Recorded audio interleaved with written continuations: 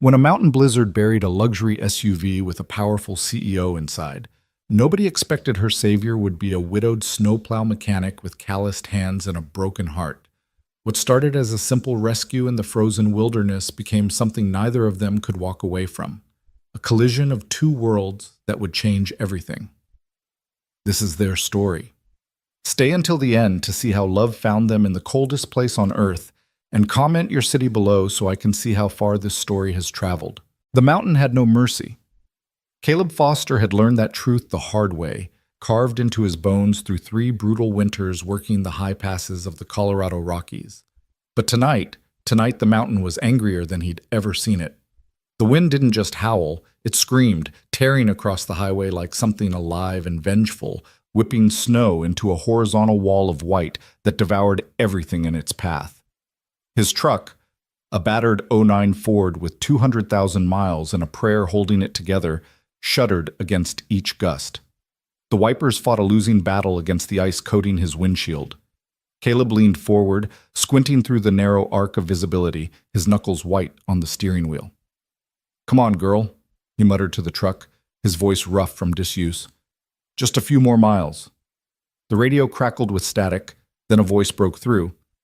"All residents advised to shelter in place immediately. Interstate 70 is officially closed. Repeat, I-70 is closed. Emergency services are suspended until—" Caleb reached over and switched it off. He didn't need a weatherman to tell him it was bad. He could feel it in the way the truck fishtailed on black ice, in the way the snow had already buried the yellow highway markers, in the terrible silence between wind gusts when the world seemed to hold its breath before the next assault. He shouldn't be out here. He knew that. But Tommy Richardson's furnace had died, and Tommy was 73 with emphysema, and there was no way Caleb was leaving the old man to freeze while he waited for the storm to pass. So he'd grabbed his tools, fired up the truck, and headed into the teeth of the blizzard. The furnace was running now. Tommy was safe, and Caleb was trying like hell to get home before the storm turned from dangerous to deadly. Home. The word still felt strange, even after 4 years. The cabin he'd shared with Sarah, warm, bright Sarah, with her laugh like summer rain, now felt more like a mausoleum than a home. But it was warm and dry, and his daughter Emma was there with her grandmother, probably curled up on the couch with hot chocolate and that book about dragons she'd read 17 times. The thought of Emma made his chest tight. 9 years old, and she'd already lost so much. Lost her mother to cancer, watched her father retreat into himself, learned to be quiet and careful around his grief. She deserved better. She deserved a father who could do more than just survive, who could actually live again. "Tomorrow," he promised the darkness. "Tomorrow, I'll do better." The words were swallowed by another gust of wind that rocked the truck sideways. Caleb corrected, felt the tires slip, corrected again. The temperature gauge was dropping, 12 degrees now, heading toward single digits. Wind chill had to be somewhere around -30. At that temperature, exposed skin froze in minutes. At that temperature, mistakes became fatal. He was debating whether to pull over and wait it out when he saw them. Twin red lights flickering through the white chaos. Taillights. A vehicle, stopped on the highway. Or not stopped. Wrecked. Caleb's pulse kicked up as he eased off the gas, letting the truck slow naturally on the ice. The red lights grew clearer, and then he saw the full picture. A black SUV, expensive luxury model, canted at a 45-degree angle, half in the ditch, half on the highway. Snow was already drifting against the passenger side, threatening to bury it completely. He pulled up behind it, killed the engine, and sat for a moment in the sudden quiet. Every instinct screamed at him to drive past, to get home, to not add another risk to an already dangerous night. But even as he thought it, he was reaching for his parka, pulling on his heavy gloves, wrapping the wool scarf Sarah had knit him around his face. Everyone deserves to get home. The words were automatic, a mantra he'd adopted from his father, who'd worked search and rescue in these same mountains for 30 years. How many times had Caleb heard him say it? How many times had he watched his father head into storms just like this one because someone needed help? The cold hit him like a physical blow when he opened the door. The wind tried to rip it from his hands, and snow immediately found every gap in his clothing, stinging his cheeks, watering his eyes. He bent into it, using his body weight to force the door closed, then started toward the SUV. Each step was a battle. The snow was knee-deep and getting deeper, the wind trying to push him sideways off the road. He could barely see 3 feet in front of him. The taillights were his only guide, 2 red beacons in an ocean of white. When he reached the driver's side door, his heart sank. The window was starred with cracks, and there was someone slumped against it, a silhouette barely visible through the ice and snow coating the glass. He tried the handle. Locked. "Hey!" He pounded on the window with his fist. "Can you hear me?" No response. The figure didn't move. Caleb's mind raced through possibilities, none of them good. Unconscious, hypothermic. Worse. He looked around for something to break the glass with and spotted a rock jutting from the snowdrift. He grabbed it, hefted it, then paused. The woman, he could see now it was a woman, was right against the glass. If he broke it, he might hurt her. But if he didn't, she was going to die out here. He moved to the passenger side, fighting his way through the deeper snow, and tried that door. Also locked. He could see her better from this angle. Dark hair, pale skin, wearing what looked like a dress. A dress.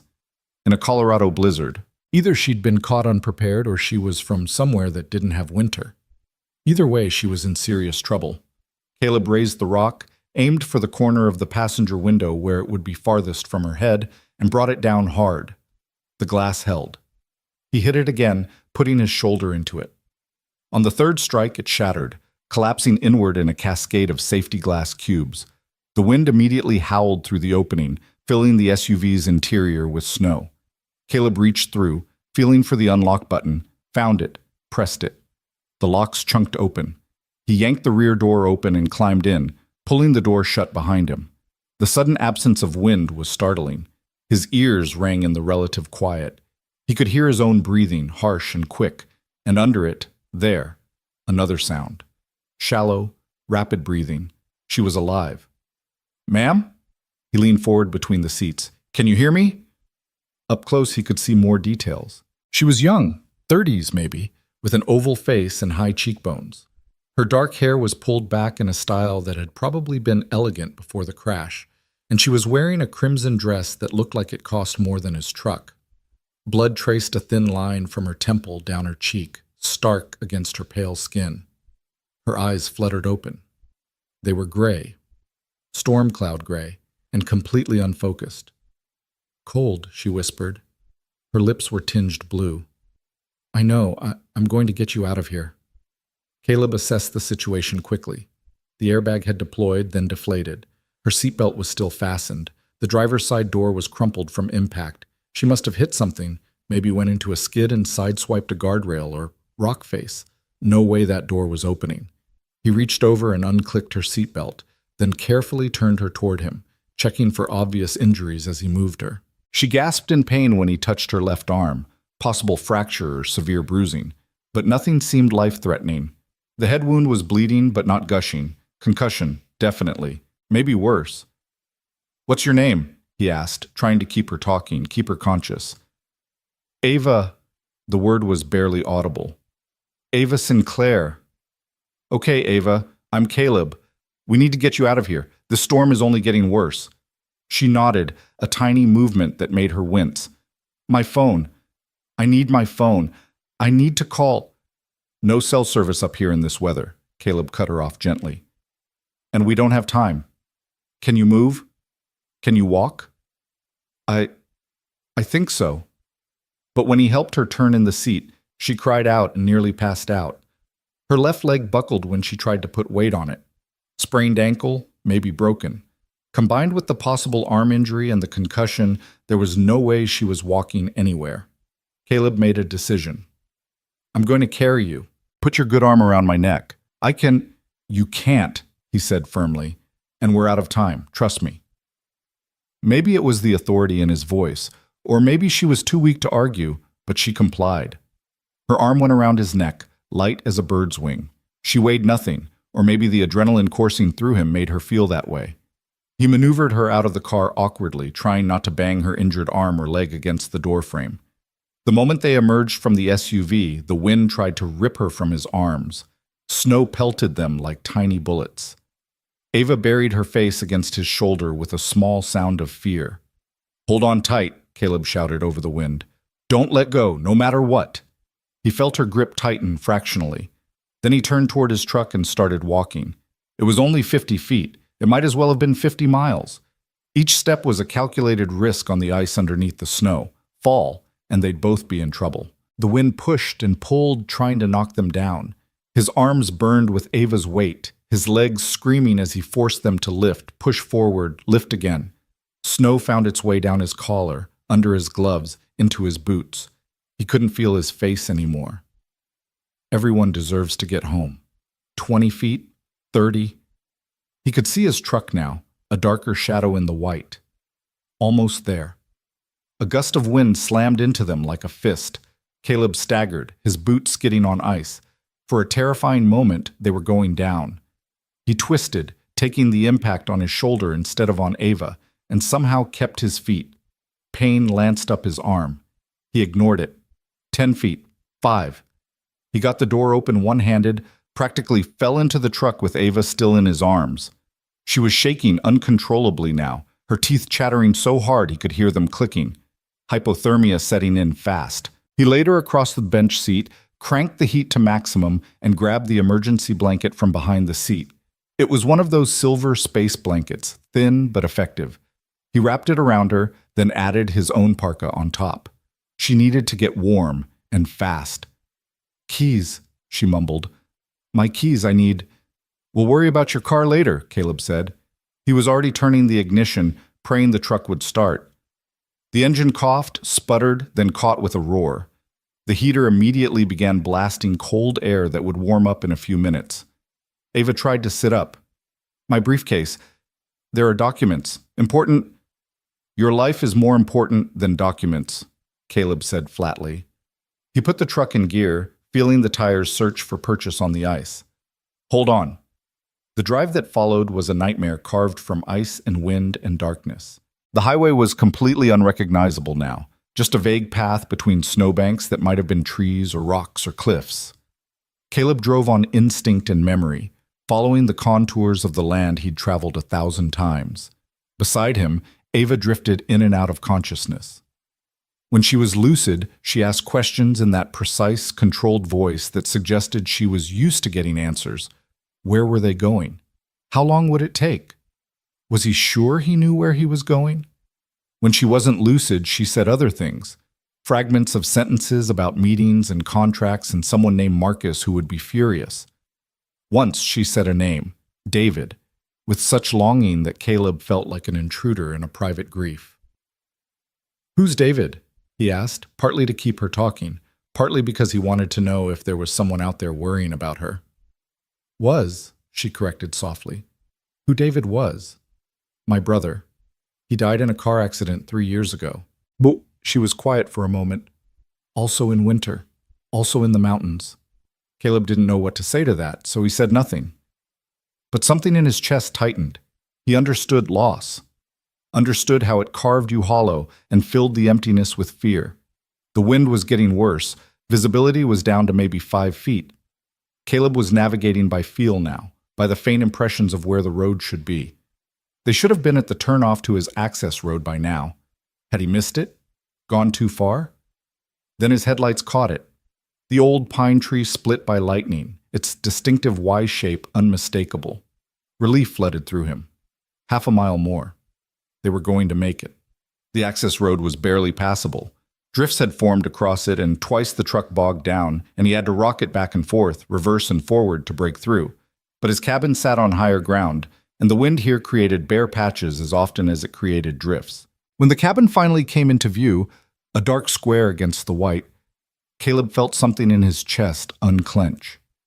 Home. They'd made it home. He pulled as close to the front door as he could, killed the engine, and turned to Ava. We're here. I'm going to carry you inside, get you warm, then assess your injuries properly. Okay? She nodded weakly. The space blanket and parka had helped, but she was still shaking, still pale, still in danger. The cold was a shock all over again when he stepped out. He'd gotten used to the truck's warmth. He went around to the passenger side, gathered Ava into his arms, easier this time, now that he didn't have to lift her from an awkward angle, and carried her to the door.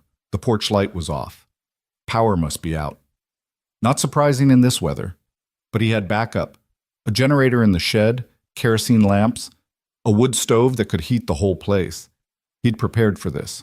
He kicked the door open, never locked it. What was the point out here? And stepped into the darkness of his home. Lights, Ava mumbled against his chest. Power's out, he explained, carrying her to the couch. I'll get the lamps going in a minute. He laid her on the old leather couch, Sarah's favorite piece of furniture, the one thing he couldn't bring himself to replace, and tucked the space blanket more tightly around her. Then he felt his way to the kitchen, found the drawer where he kept the matches, and lit the kerosene lamp on the counter. Warm yellow light bloomed, pushing back the darkness. He lit 2 more lamps, carrying them into the living room, and for the first time got a clear look at his unexpected guest. She was beautiful. Even battered and pale and shaking with cold, there was something striking about her. Not just her features, though those were fine enough, but something in the way she held herself. Even now, injured and vulnerable, there was a core of steel in her. This was a woman used to being in control, and right now, she had none. How do you feel? He asked, kneeling beside the couch. Like I got hit by a truck, she said, attempting a smile. It didn't quite work. What happened? I remember driving, and then the car started to slide, and then she trailed off, confused. You crashed, Caleb said simply. Lost control on the ice, probably. You're lucky you didn't go over the edge. Some of those drop-offs are 100 feet or more. She absorbed this information with a small nod, then looked around the cabin. He saw her taking it in, the rough wood walls, the simple furniture, the framed photos on the mantel. Her gaze lingered on the picture of Sarah and Emma, then moved to him. Where am I? About 15 miles east of Copper Creek. This is my cabin. I'm a snowplow mechanic, work for the county highway department. Was coming back from a repair job when I found you. 15 miles from... She seemed to be trying to orient herself. I was heading to Denver, from a resort in Aspen. I had a meeting. She stopped, closed her eyes. My team. They'll be looking for me. I need to contact them. Not tonight, Caleb said. No cell service, no landline, and even if we had one, the lines are down. This storm is a beast. Search and rescue won't be able to get out until it clears. He watched panic flicker across her face, quickly suppressed. This was someone who lived by schedules and plans, by control and communication. Being cut off from her world was probably as frightening as the crash itself. How long? She asked. Could be a few hours, could be a couple days. Hard to say with these mountain storms. He stood, moved toward the wood stove. Right now, we need to focus on getting you warm and treating your injuries. He set about building a fire, his hands moving through the familiar motions without thought. Crumple newspaper, lay kindling in a pyramid, add larger pieces of split wood. Strike match, light the paper, wait for it to catch. The smell of smoke and burning wood filled the cabin, earthy and primal and somehow comforting. While the fire built, he filled a kettle with water and set it on top of the stove to heat. Then he pulled down his first aid kit, a tackle box repurposed and stocked with everything from bandages to a SAM splint. Let's look at that head first, he said, returning to the couch. Ava sat up slightly, wincing. Up close, the cut on her temple looked worse. A gash maybe an inch long, still seeping blood. He cleaned it gently with sterile gauze soaked in clean water, checking for debris. She held perfectly still, not making a sound, though he knew it had to hurt. You're going to have a hell of a headache, he said, applying antibiotic ointment and then a butterfly bandage to hold the edges together. Probably concussed. I'll need to wake you every couple hours tonight to check on you. I'm fine, she protested automatically. I've had worse. In your line of work? He moved to her arm, carefully rolling up the sleeve of her dress. What do you do? I'm a CEO, Sinclair Technologies. We manufacture. She paused, her face going tight as he probed her forearm. Advanced sensor systems and AI integration platforms. Caleb had no idea what that meant, but he nodded as if he did. Her arm was badly bruised, but nothing felt broken. He wrapped it carefully with an elastic bandage for support. And what's a CEO doing driving alone through a Colorado blizzard in a cocktail dress? It's not a cocktail dress. It's a business dinner dress. There's a difference. She said it primly, and he hid a smile. Even half frozen and injured, she had pride. I was at a charity gala in Aspen. Major donors, potential investors. I left early to make an evening flight from Denver. Obviously, I didn't make it. Obviously. He moved to her ankle next, carefully removing her shoe, an expensive high heel completely unsuited for winter. Her ankle was swollen to twice its normal size. He felt it carefully, watching her face. She went pale and bit her lip, but didn't cry out. Just a bad sprain, I think, not broken, but you won't be walking on it for a while. He wrapped it snugly, then sat back on his heels. That's the best I can do for now. You should get out of that dress and into something dry. I have some clothes that might... I'm fine in this. She cut him off. But her shaking betrayed her. The dress was silk, soaked through from snow, offering no warmth. You'll get hypothermia, Caleb said flatly. Your core temperature has already dropped. You need dry clothes and you need them now. They stared at each other, a battle of wills. She was used to being in charge, he realized. Used to making decisions and having them followed. But this wasn't her boardroom. This was survival. I'll get you something, he said, standing. You can change behind that screen over there. He went to his bedroom, hadn't been able to bring himself to sort through Sarah's things, so her clothes still hung in the closet next to his, and pulled out sweatpants, a flannel shirt, wool socks. Sarah had been taller than Ava, but it would be close enough. When he returned, Ava was trying to stand, using the couch arm for support. Her injured ankle gave out immediately, and she would have fallen if he hadn't crossed the room in 3 quick strides and caught her. Stubborn, he muttered. Independent, she corrected, but she was breathing hard, clearly in pain. There's a difference. Not always. He helped her behind the standing screen, a relic from when the cabin had been his grandfather's. Call if you need help. I won't. But 2 minutes later, he heard a frustrated sound, and she said, The zipper. On the dress. I can't reach it. Caleb moved to the screen's edge, keeping his eyes averted. Which side? Left. He reached around blindly, found the zipper, drew it down. His knuckles brushed her back, skin cold as marble. She shivered, and he quickly pulled his hand away. Thank you, she said quietly. He returned to the fire, adding more wood, trying not to think about the woman behind the screen.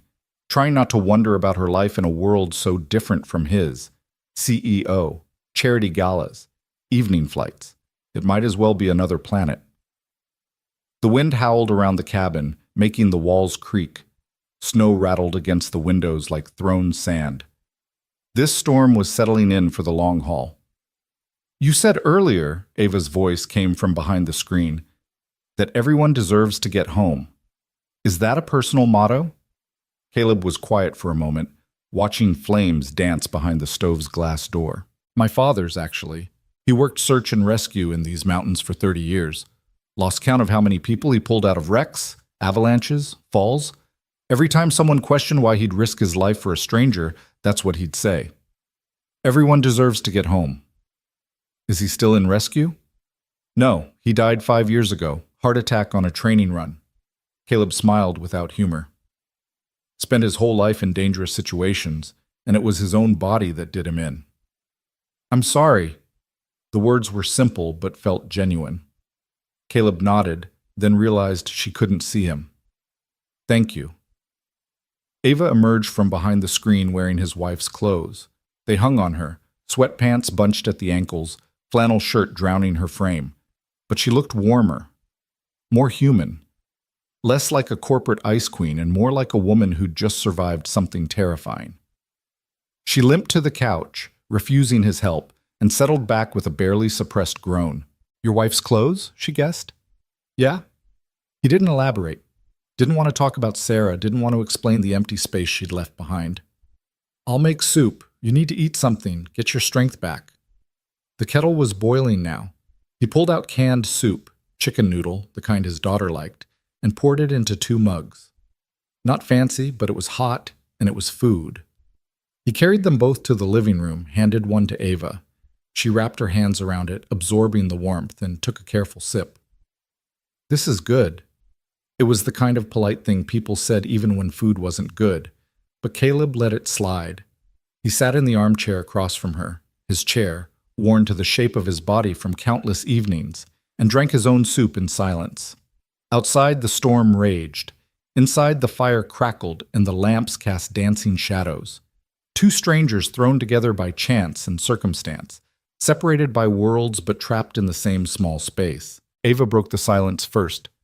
"You live here alone?" "With my daughter, Emma. She's 9. She's with her grandmother tonight in town, Sarah's mother. I was supposed to pick her up tomorrow, but..." He gestured at the windows, where snow was already piling against the glass. "That's not happening." "Your wife?" "Died 4 years ago. Cancer." The words came easier now, worn smooth by repetition. Like a stone in his pocket he'd carried so long he sometimes forgot it was there. "I'm so sorry, Caleb." Ava's voice was soft. I can't imagine." "You learn to carry it," he said simply. "Not much choice." They fell silent again. Caleb found himself studying her over the rim of his mug. She was different now, out of that dress, in regular clothes. The armor had come off. He could see the exhaustion in her face, the pain she was trying to hide, the fear underneath it all. "What about you?" he asked. "No one waiting at home? Worried about you?" Ava's expression shuddered. "My assistant knows I was heading to Denver. When I don't arrive and don't call, she'll worry. But I live alone. My parents are in Florida. No siblings anymore, as I mentioned." She paused. "There's no one waiting." The way she said it, clinical, matter-of-fact, made it sound like a choice.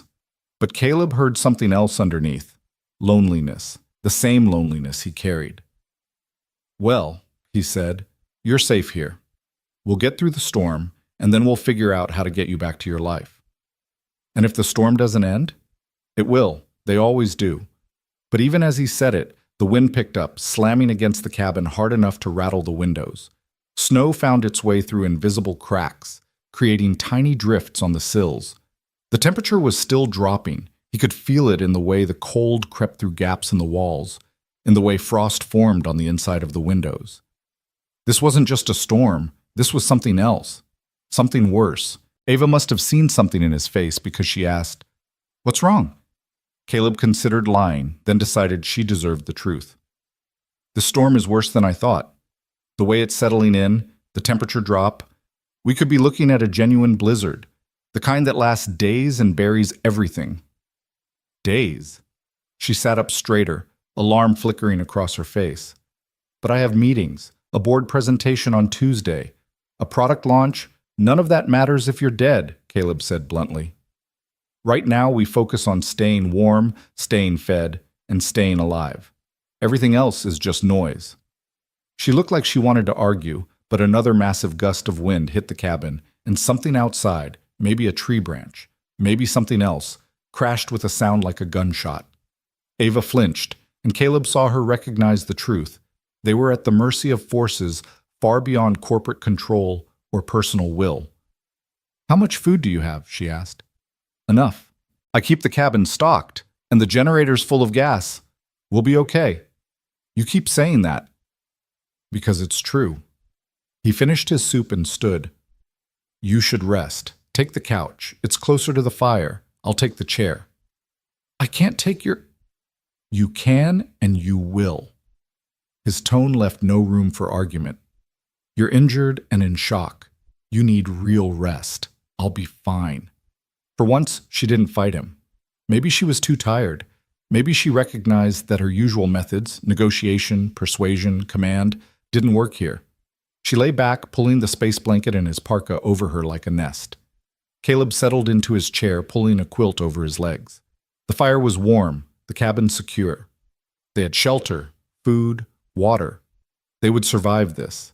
But as he watched Ava's breathing slow into sleep, as the storm continued its assault on the walls, he couldn't shake the feeling that something had shifted, that rescuing this woman from her wrecked car had been the easy part. The hard part, keeping her alive, keeping them both alive through whatever the mountain threw at them next, was just beginning. Caleb woke to darkness and cold that bit through the quilt like teeth. The fire in the stove had burned down to embers, casting barely enough light to see by. He checked his watch, 3:17 in the morning. He'd been asleep for maybe 2 hours. The wind had changed pitch, no longer howling but moaning, a low sustained note that made the cabin feel like it was breathing. Snow had piled against the windows, blocking out what little moonlight might have filtered through the clouds. The world outside had ceased to exist, reduced to nothing but white and wind and cold. He stood, joints protesting, and moved to the stove, added wood from the stack beside it, stirred the embers until flames caught and began to climb. Warmth bloomed outward slowly, grudgingly. The temperature inside the cabin had dropped into the 40s, much colder, and they'd be in real trouble. His eyes went to the couch, to the shape of Ava beneath the layers of blankets. He could hear her breathing, quick and shallow. Not good. He crossed to her, touched her forehead. Still too cold. Her skin felt clammy, and when he checked her pulse, it was rapid and thready. "Ava," he said quietly, shaking her shoulder. "Ava, wake up." She stirred, mumbled something incoherent. Her eyes opened but didn't focus. The concussion, combined with the cold and exhaustion, was pulling her under. He needed to keep her conscious, keep her engaged. "Come on," he said, sliding an arm under her shoulders. "Sit up for me." "Tired," she protested weakly. "I know, but I need you to wake up. Need to make sure you're okay." He got her upright, propped against the couch arm. Her head lolled, and he steadied it with his hand. "Ava, look at me." Her eyes found his, swimming with confusion. "Where?" "You're in my cabin. You were in a car accident, remember?" She blinked slowly, processing. "The storm." "Yes, I remember." Her gaze sharpened slightly. "What time is it?" "After 3. How do you feel?" "Like I got hit by a mountain." She tried for humor, but it came out flat. "Headache, everything hurts." "That's normal. What's your full name?" "Ava Catherine Sinclair." "Where do you live?" "Denver, Cherry Creek." She frowned. "Why are you asking me this?" "Concussion protocol, making sure you're tracking okay." He stood, moved to the kitchen, poured water into a pot, and set it on the stove. "I'm making tea, something hot to drink." "I don't drink tea." "You do tonight." He found the box of chamomile Sarah used to drink, measured leaves into 2 cups. Waited for the water to heat, watching Ava from the corner of his eye. She was looking around the cabin now, taking in details she'd been too disoriented to notice before. Her gaze lingered on the photographs on the mantel. "Your wife was beautiful." Caleb followed her line of sight to the picture of Sarah, laughing, her hair catching sunlight, Emma, as a toddler, in her arms. It had been taken at the county fair 6 months before the diagnosis, before everything changed.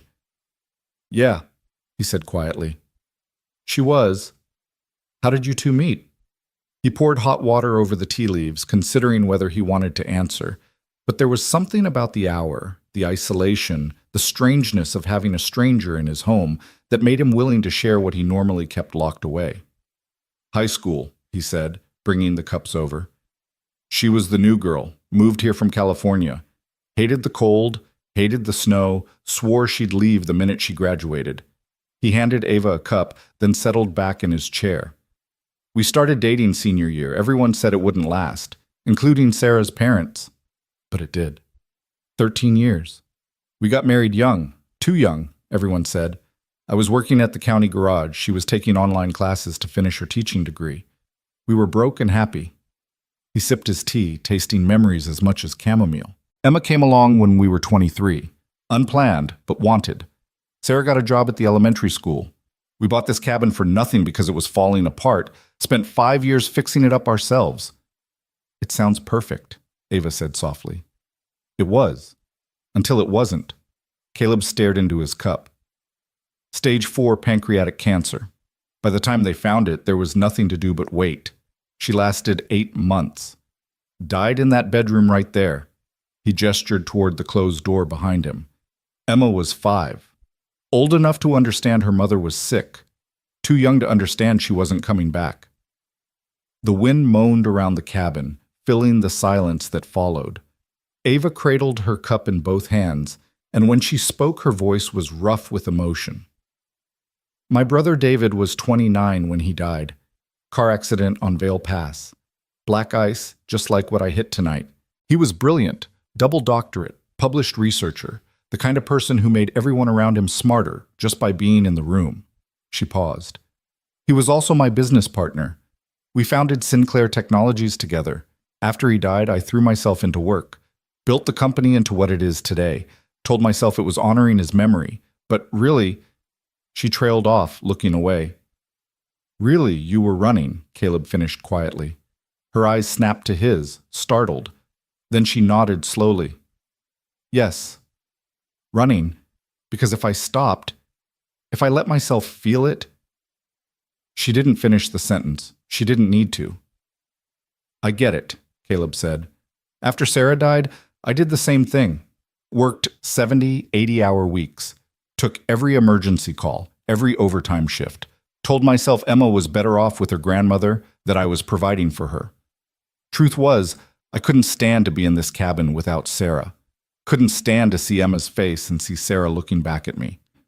He set his cup down. Took me 2 years to realize I was abandoning Emma just like Sarah had been taken from her, that she'd lost both parents, not just one. What changed? Emma's teacher called me, said Emma was acting out, falling behind in school, asked if everything was okay at home. He rubbed his face, remembering the shame of that conversation. I didn't even know, hadn't been paying attention, so I cut my hours, started coming home, started being a father instead of just a provider. We're still figuring it out, but at least now I'm present for it. Ava was quiet for a long moment, then said, I don't have anyone to call me. No one to tell me I'm getting it wrong. Maybe that's not true. Maybe you're just not listening. She looked at him sharply, then away. Touched a nerve, he thought. Good. Sometimes nerves needed touching. The fire crackled, settling into itself. Outside, something metallic banged repeatedly, probably the wind catching the shed door. Caleb made a mental note to check it when he could, though in this weather that might not be until morning, or later. Tell me about your daughter, Ava said, clearly wanting to change the subject. Emma? Caleb felt his expression soften the way it always did when he thought about his daughter. She's 9 going on 40, smart as hell, loves to read, wants to be a veterinarian or an astronaut, or maybe both, she hasn't decided yet. She's got Sarah's eyes and my stubbornness, which is a dangerous combination. He smiled. She's the best thing I ever did, the only thing I got completely right. She's lucky to have you. I'm lucky to have her. She saved me in a lot of ways. Gave me a reason to keep going when I wanted to give up. He stood, checked the fire again, added another log. The cabin was warming up slowly. What about you? No desire for kids?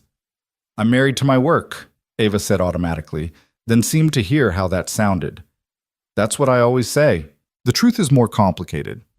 I'm 36, single. My last relationship ended 3 years ago because he couldn't deal with my schedule, my ambition, said I cared more about quarterly earnings than I did about him. She laughed without humor. He wasn't wrong. Was he worth caring about? The question seemed to surprise her. She considered it, head tilted. No, she admitted. Probably not. But that's not really the point, is it? The point is, I'm incapable of putting anything ahead of work. I've optimized myself into isolation. Optimized, Caleb repeated. That's a business word.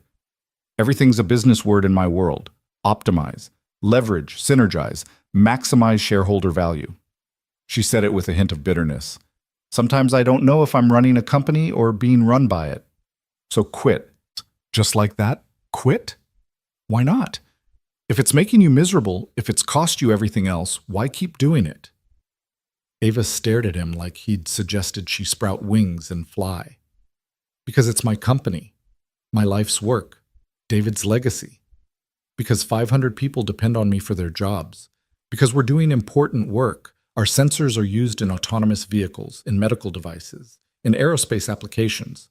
What we do matters. And you matter too, Caleb said quietly. But I'm guessing no one's told you that in a while. She opened her mouth to respond, then closed it. Looked away. In the lamplight, he could see her blinking rapidly, fighting tears she clearly had no intention of shedding in front of him. Sorry, he said, overstepped. No. Her voice was rough. No, you're right. I'm not used to people talking to me like that. Everyone in my life either wants something from me or works for me. No one tells me what I need to hear. Well, I don't want anything, and I definitely don't work for you, so I guess that makes me uniquely qualified. He offered a small smile. For whatever that's worth. She smiled back, tentative, but real. It's worth more than you know. They fell into a comfortable silence, sipping their tea, listening to the storm. Caleb found himself studying her again. The elegant line of her neck, the way she held her cup like it was fine china instead of a chipped mug, the intelligence in her eyes even dulled by pain and exhaustion. She was so far outside his experience, this woman. Might as well be from another planet. Yet here they were, two damaged people thrown together by chance, sharing truths in the dark. You should try to sleep again, he said eventually.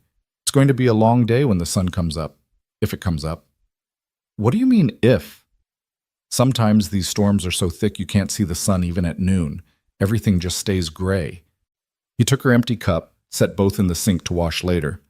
But we'll be okay. I promise. You can't promise that, Ava said. But she was already lying back down, pulling the blankets up. No one can promise that. Watch me. He settled into his chair, wrapped the quilt around himself. Get some rest. He thought she might argue more, but exhaustion won. Within minutes, her breathing had evened out into sleep. Caleb stayed awake, watching the fire, listening to the wind, thinking about the strange turn his night had taken. He'd woken up yesterday morning with a simple plan. Fix Tommy's furnace, get home, spend the evening working on Emma's birthday present, a wooden jewelry box he was carving. Instead, he'd driven into a blizzard and pulled a CEO from a wrecked SUV, and now she was sleeping on his couch, wearing his dead wife's clothes while the worst storm in years tried to tear his cabin apart. Life was funny that way. Made plans and laughed when you tried to follow them. The hours crawled past. Caleb dozed in fits and starts, waking every 30 minutes or so to check the fire, to check on Ava, to listen to the storm's progress. Around 5, he gave up on sleep entirely and made coffee using the pot on the stove. The familiar ritual was grounding, measure grounds, add water, wait for it to percolate. The smell filled the cabin, rich and dark. He was on his second cup when Ava stirred, blinked awake. Gray morning light, dim and reluctant, filtered through the snow-covered windows. She sat up slowly, wincing. Morning, Caleb said. Coffee? God, yes. She pushed hair out of her face, looking rumpled and more human than she had last night. What time is it? Little after 6. He poured her a cup, brought it over. How's the head? Pounding. The ankle's worse. She accepted the coffee gratefully, inhaled the steam. Thank you. For this. For everything. Just doing what anyone would do. No, she said firmly. Not anyone. Most people would have driven past, especially in weather like this. You risked your life to help a stranger. Caleb shrugged, uncomfortable with her gratitude. Everyone deserves to get home, remember? But I didn't get home. I got here instead. She looked around the cabin again, and something in her expression had shifted. Maybe that's not a bad thing. Before Caleb could respond, a tremendous crack echoed through the cabin. The whole structure shuddered. Ava's eyes went wide with fear. What was that? Caleb was already moving to the window, brushing snow away from the glass to peer out. What he saw made his stomach drop. A massive pine tree, one of the tall ones that stood sentinel on the north side of the property, had split under the weight of snow and ice. The top half had fallen, missing the cabin by maybe 10 feet, but taking out the power line that ran to the generator shed. Sparks flickered briefly in the gray morning before dying out. Damn, he breathed. What is it? Tree came down. Took out the line to the generator. He turned back to her, calculating. We're okay for now. Stove provides heat. We have kerosene lamps for light, but without the generator, we can't pump water from the well. How much water do we have? Couple gallons in jugs, maybe another gallon in the kettle and pots. Enough for drinking, cooking, cleaning injuries, but that's it until I can fix the line. He looked out at the storm, which showed no signs of abating. And I can't fix it in this weather.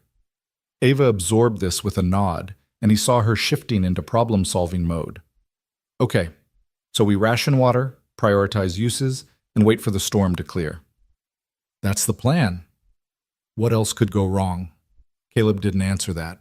In his experience, asking what else could go wrong was the surest way to find out. The morning passed slowly. Caleb made breakfast, oatmeal cooked on the stove, sweetened with honey and dried cranberries. Ava ate mechanically, staring at nothing. He recognized the look, the mental distance that came from being forcibly disconnected from your normal life. She was probably thinking about all the things she was missing, all the people trying to reach her, all the chaos her absence was creating. "They'll manage," he said quietly. She looked up, startled. "What?" "Your company, your assistant, whatever crisis you're worried about. They'll manage without you for a few days." "You don't know that." "Sure I do. You wouldn't have hired people who fall apart the second you're not there. That'd be bad business." He took her empty bowl, set it aside. "Give them some credit." "It's not about credit, it's about responsibility. I have obligations, and sometimes obligations have to wait," Caleb cut her off gently. "Sometimes the universe forces us to stop, to sit still, to be instead of do." He gestured at the windows, at the white void beyond. "Look at this as a gift instead of a crisis." "A gift?" She almost laughed. "I'm trapped in a cabin with a stranger, injured, cut off from everything, with a storm that might kill us both. That's not a gift." "Depends on your perspective. You're alive. You're warm. You're fed. You're safe. And for the first time in how long, you have absolutely nothing you can do about work. You have permission, forced permission, but still to just exist." He met her eyes. "When's the last time you took a day off?" She opened her mouth to answer, then closed it, frowned. I don't remember." "Exactly." They were quiet for a moment, the only sound the crackling fire and the endless wind. Then Ava said, "You're a very strange man, Caleb Foster." "I'll take that as a compliment. It was meant as one." The day stretched out before them, long and uncertain. Caleb busied himself with small tasks, checking the cabin for drafts and plugging them with rags, organizing firewood, taking inventory of food supplies. They had enough for a week, maybe more if they were careful. Canned goods mostly, some rice and pasta, flour for bread if it came to that. Ava watched him work, and gradually she started asking questions. Not CEO questions, but curious ones. How did the wood stove work? Why did he stack the wood that particular way? What were the pictures on the walls? He found himself answering, explaining things he normally took for granted. The stove was a Vermont Castings model, older than he was, but built to last and efficient as hell. The wood was stacked with the cut ends facing out for air circulation. The pictures were a mix of family photos and landscape shots his father had taken over the years. "He was talented," Ava said, studying a photo of the Rockies at sunset, all purples and golds. "Your father?" "Yeah, photography was his hobby. This cabin was his before it was mine, built it himself in the 70s. Left it to me when he died." Caleb touched the frame lightly. "Sometimes I still feel like he's here, like he's watching, making sure I don't screw it up too badly." "I think he'd be proud of you." "Why? Because I kept his cabin from falling down?" "Because you're raising your daughter, because you help people, because you're kind." She said it simply, like it was obvious. "Those things matter more than maintenance." Caleb felt something warm unfold in his chest. Gratitude, maybe, or recognition. When was the last time someone had said he was kind? When was the last time someone had seen past the rough exterior to whatever was underneath? "Thank you," he said quietly. Around noon, the storm intensified again. The wind picked up to the point where it sounded like a freight train circling the cabin. Snow blew horizontally, creating a complete whiteout. Visibility was zero.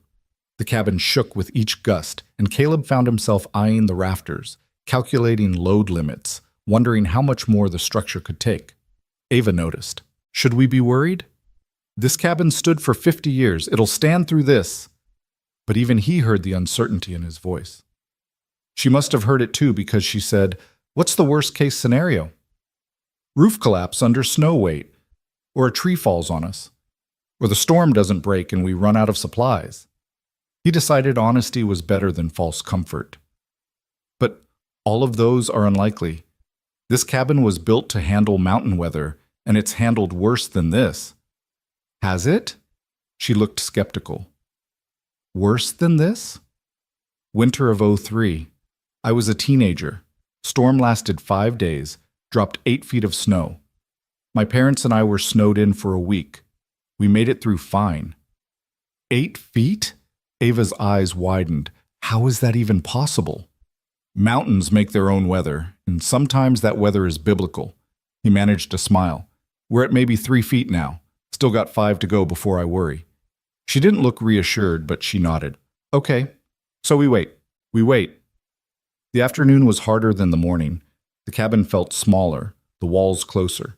Caleb could see Ava growing restless, agitated. She tried to hide it, but kept checking her wrist, looking for the watch or phone that wasn't there, presumably. Her fingers drummed against her leg. She shifted positions constantly, unable to get comfortable. You want to play cards?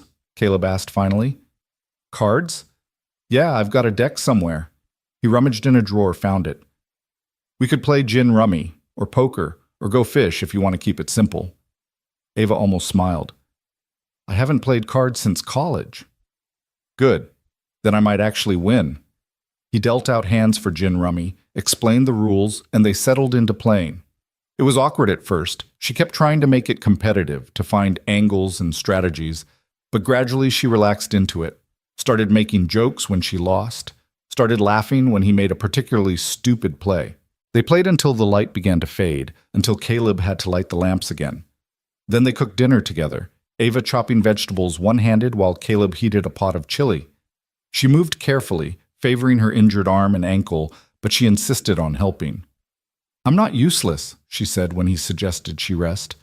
Never said you were. Just said you're injured. There's a difference. She echoed his words from earlier, and they shared a smile. They ate at the small kitchen table, sitting across from each other in lamplight. The chili was simple, but good, warming them from the inside. Outside, the storm continued its assault, but inside the cabin felt almost cozy, safe. This is strange, Ava said quietly. What is? This. Sitting here with you, eating chili in a cabin during a blizzard. She gestured vaguely with her spoon. Yesterday, I was at a gala with Denver's elite, wearing Prada and making small talk about market trends. 24 hours later, I'm in borrowed sweatpants eating from a pot.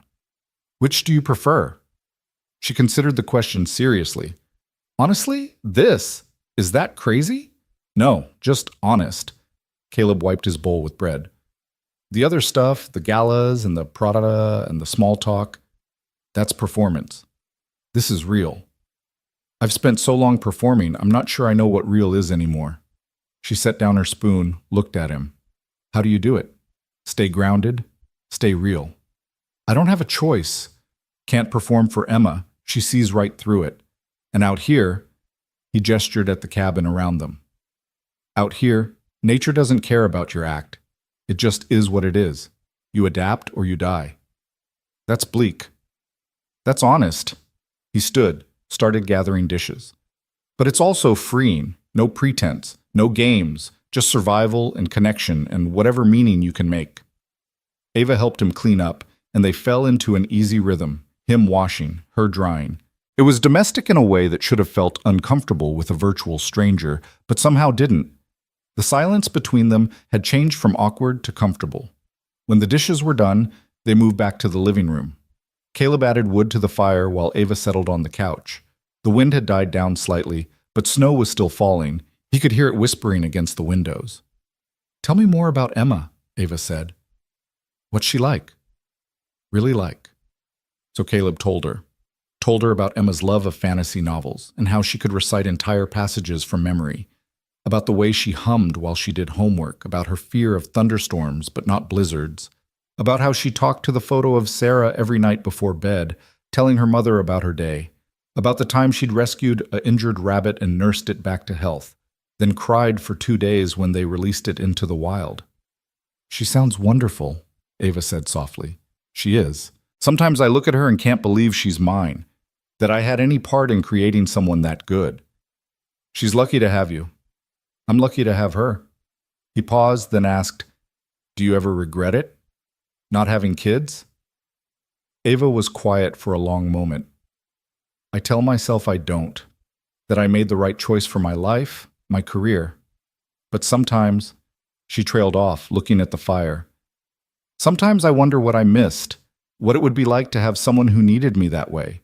Not as a CEO or a business partner, but as a person, as family. It's not too late, you're only 36. And single, and working 80-hour weeks, and emotionally unavailable according to every relationship counselor I've ever seen. She laughed bitterly. I'm not exactly mother material. Sarah used to say that, Caleb said quietly. Used to say she was too selfish, too young, too unprepared. Then Emma was born and she just figured it out. Became exactly who Emma needed her to be. He looked at Ava. You're tougher than you think, more capable. If you wanted it, you'd make it work. Maybe I don't want it. Maybe. Or maybe you're just scared. Her eyes flashed. I'm not scared of anything. Everyone's scared of something. You're scared of letting go, of not being in control, of needing someone and having them leave. He held her gaze. I get it. I'm scared of the same things. The anger drained from her face, replaced by something softer, sadder. How do you do it? Live with the fear? I don't know that you ever stop being afraid. You just decide whether the fear runs you or you run through it. He stood, moved to the window, looked out at the endless white. Every day I'm terrified something will happen to Emma, that I'll lose her like I lost Sarah, that I'm not enough, that I'm failing her. But I can't let that fear stop me from being her father, from loving her, from showing up. That's brave. That's being a parent. He turned back to her. But it's also being human. We're all just doing our best with what we have. Outside, something changed. The wind dropped suddenly, the constant howl falling to a whisper. Snow continued to fall, but the violence had gone out of it. Caleb frowned, checking his watch. 7:30. Too early for the storm to be breaking, unless... The wind came back with a roar like nothing he'd heard before. It hit the cabin like a fist, and he heard wood crack somewhere above them. The entire structure groaned, shifting on its foundation. Caleb? Ava's voice was tight with fear. It's okay, he started to say, but then he heard it, a deep, ominous creaking from the roof. He looked up and saw the center beam bowing, saw snow forcing its way through gaps in the shingles, saw... Move! He shouted. He lunged for Ava, grabbing her around the waist and pulling her off the couch. They'd barely cleared it when the roof caved in with a sound like the end of the world. Timber and insulation and snow crashed down, burying the couch, smashing the coffee table, filling the air with dust and debris. Caleb threw himself over Ava, shielding her with his body as wood rained down around them. Something hit his shoulder, sharp pain but not unbearable. Something else clipped his head and the world spun. Then gradually, it stopped. The roar faded to settling sounds, creaks and groans, and the whisper of snow sliding. Caleb lifted his head, coughed on dust, tried to assess the damage.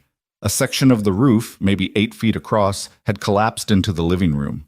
Snow poured through the gap, already beginning to fill the space. The couch where Ava had been sitting was buried under a pile of timber and shingles. If she'd still been there. He didn't let himself finish the thought. Are you hurt? He asked, pulling back to look at Ava.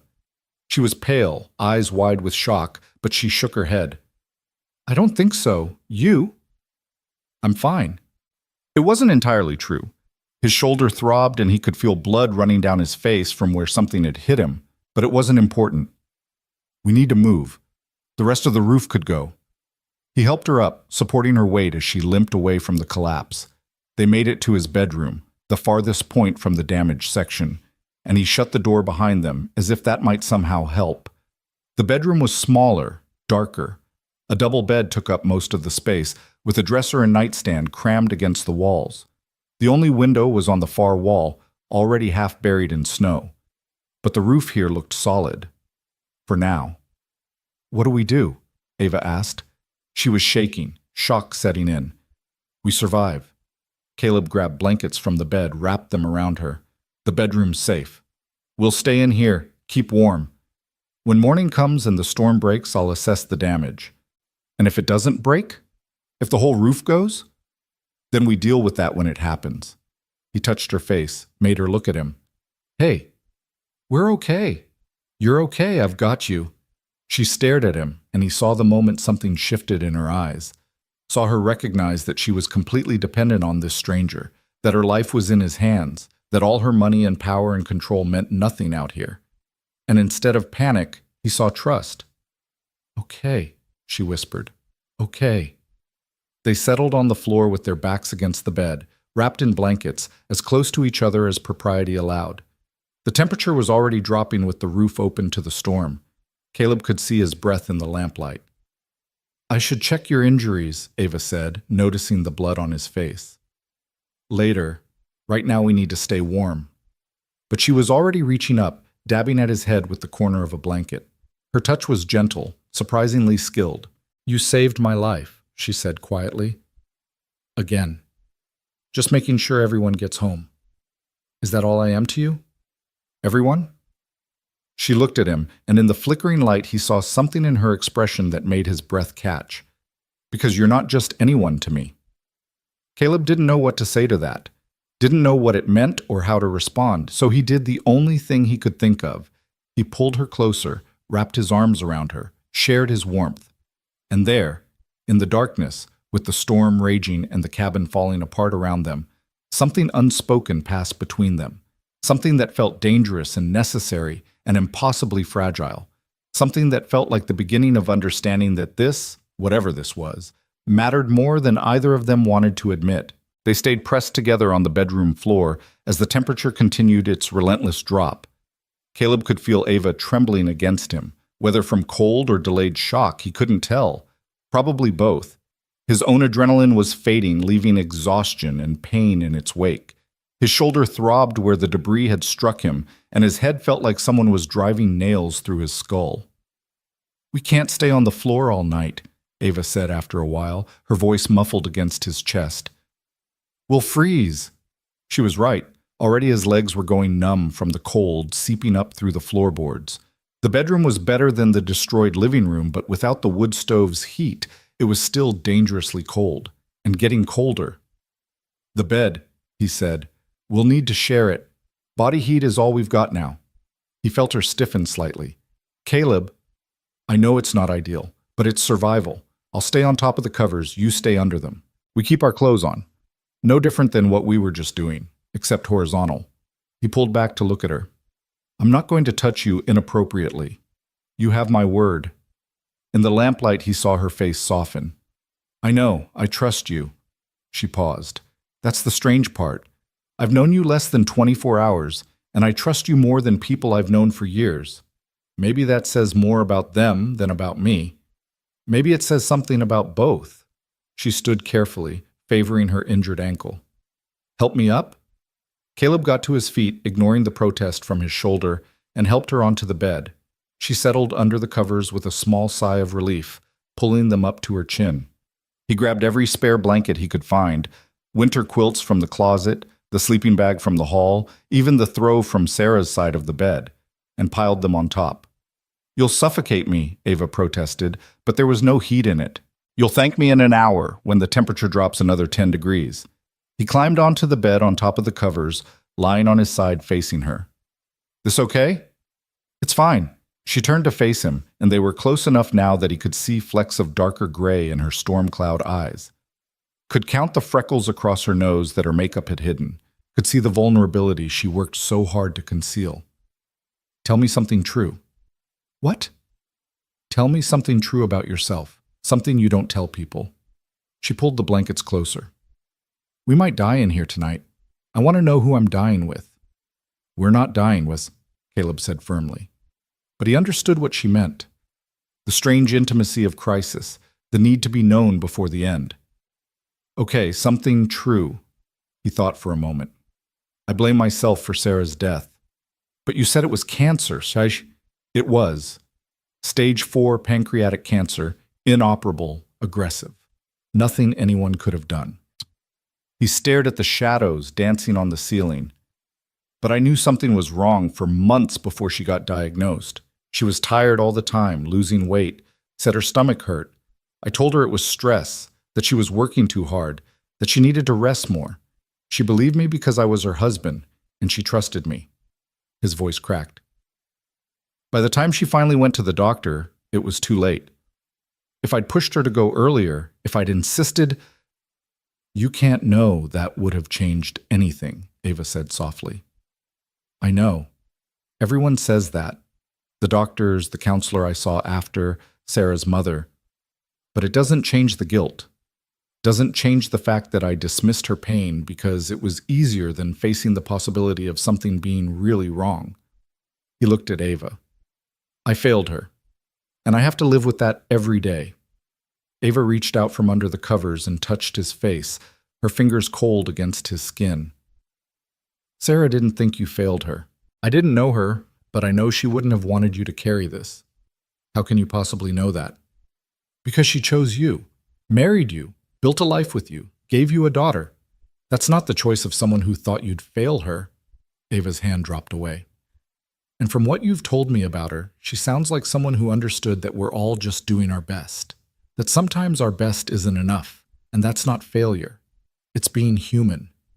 Caleb felt something tight in his chest begin to loosen. 4 years he'd carried this weight, this certainty of his own failure. Hearing someone else say it wasn't his fault should have felt hollow, should have bounced off the armor of his guilt. But coming from Ava, this stranger who had no reason to comfort him, who had nothing to gain from the lie, it felt different, felt true. "Your turn," he said, his voice rough. "Something true." Ava was quiet for so long he thought she might refuse. Then she said, "I wasn't driving to Denver for a meeting. I was running away." "From what?"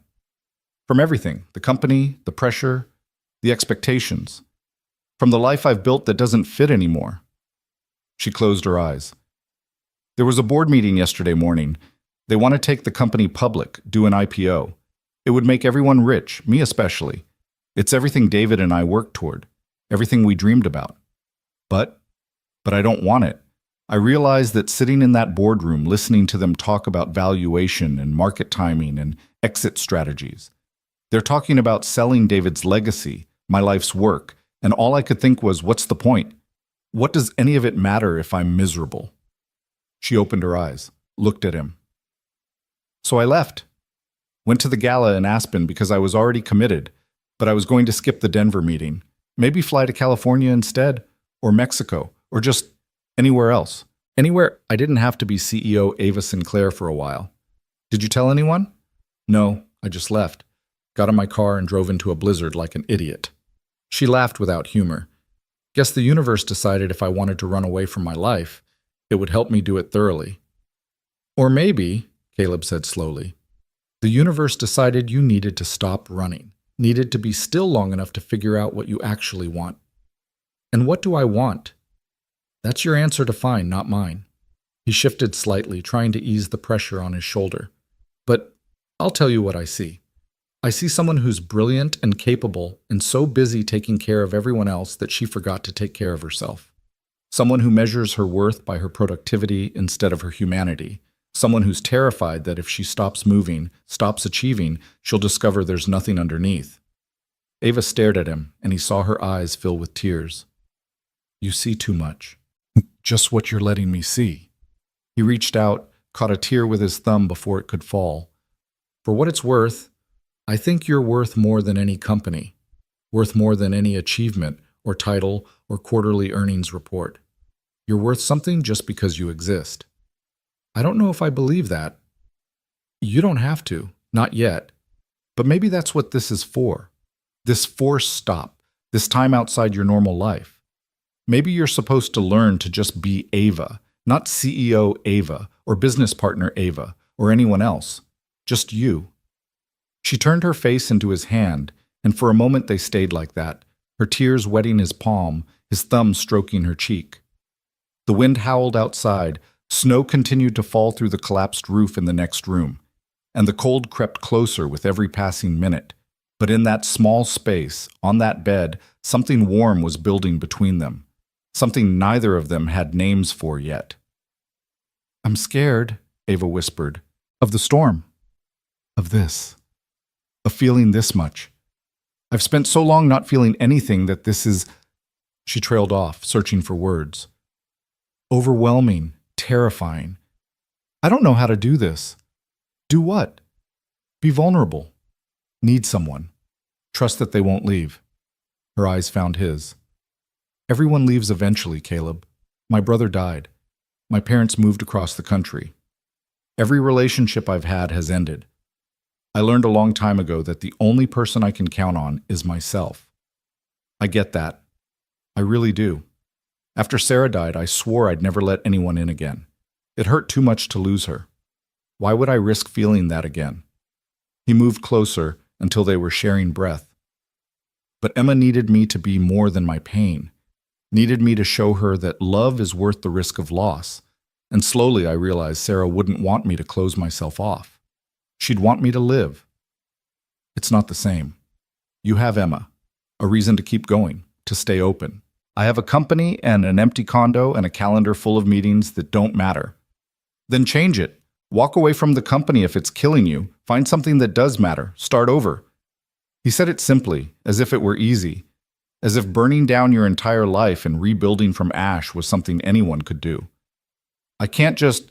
Why not? What's really stopping you? Not money. You have plenty. Not obligation. You said yourself the board wants to go public, which means they want to buy you out. Not David's memory. He'd want you to be happy, not miserable in his name. Caleb held her gaze. The only thing stopping you is fear. And I understand fear. But I also understand that sometimes we have to walk through it anyway. Ava closed her eyes, and more tears slipped free. You make it sound so simple. It's not simple. It's terrifying and hard, and you'll question yourself every step of the way. But it's better than the alternative, spending the rest of your life in a cage you built yourself. He brushed hair from her face. You deserve more than that. You deserve to be happy. I don't know how to be happy anymore. I don't even know what that would look like. Then maybe that's where you start. Figure out what happiness might look like and move toward it, one small step at a time. They fell silent, the weight of the conversation settling over them like the blankets. Outside, the storm continued its assault, but Caleb thought maybe, it was losing some of its fury. The wind didn't hit quite as hard. The howling had dropped in pitch. Or maybe that was just wishful thinking. Tell me about Sarah, Ava said quietly. Not about her death, about her life. What made her laugh? Caleb smiled at the memory. Stupid jokes. The worse the pun, the harder she'd laugh. And she had this completely ridiculous laugh, like a honking goose. She hated it, tried to cover her mouth when she laughed. But I loved it. Loved that she could be so elegant and poised and then completely lose it over a terrible dad joke. What else? She sang in the shower, off-key, didn't know half the words, made up her own lyrics. She was terrible at cooking, burned everything. But she tried anyway. She collected rocks from every hike we took, labeled them with dates and locations, kept them in jars on the windowsill. His voice softened. She talked to plants like they were people, named them all. Threatened to report them to Plant Protective Services if they didn't grow properly. Ava was smiling now. She sounds wonderful. She was. She was messy and warm and so full of life it seemed impossible that she could just stop. Even at the end, even when she was so weak she could barely speak, she was still trying to take care of everyone else, making sure Emma knew she was loved, making sure I'd be okay, asking about her mother's arthritis and whether the nurse's daughter got into college. He swallowed hard. She died worrying about everyone but herself. She sounds a lot like you. I wish. Sarah was better than me in every way that mattered. Kinder, braver, more generous. I'm just trying to live up to the example she set. I think you're succeeding. Ava shifted under the covers, and he felt her hand find his where it rested between them. Her fingers laced through his. Tentative, testing. Is this okay? Yeah, Caleb said, his heart suddenly beating faster. This is okay. They lay like that, hands clasped, as the night deepened around them. Caleb could feel exhaustion pulling at him, but he fought it. He needed to stay alert, needed to monitor the cabin's structural integrity, needed to make sure Ava was okay. But Ava's breathing had already slowed into sleep, her face smoothing out, her grip on his hand relaxing but not releasing. She looked younger in sleep, less guarded, more like the woman she might have been if life hadn't taught her to armor herself. Caleb watched her for a while, marveling at the strangeness of the situation. 24 hours ago, she'd been a stranger in a wrecked car. Now she was sleeping in his bed, holding his hand, and he was feeling things he'd sworn he'd never feel again. It was too fast, too much, too complicated. And yet it felt inevitable, like they'd been moving toward this moment through all their separate grief and pain and loneliness, like the universe had been waiting for the right storm to throw them together. Eventually, despite his best intentions, his own eyes grew heavy. The cold, the exhaustion, the pain from his injuries, all of it caught up with him at once. He let himself drift, just for a moment, just to rest his eyes. He woke to darkness and cold so intense it hurt to breathe. The lamp had burned out of kerosene probably. The bedroom was pitch black except for a faint gray light coming from under the door. Dawn, maybe. Or just the snow's reflection. And the temperature had dropped below freezing. He could see his breath in thick clouds. The water glass on the nightstand had a skim of ice across the top. "Ava," he said urgently, reaching for her. "Ava, wake up." She stirred slowly, too slowly. When he touched her face, her skin was cold. Too cold.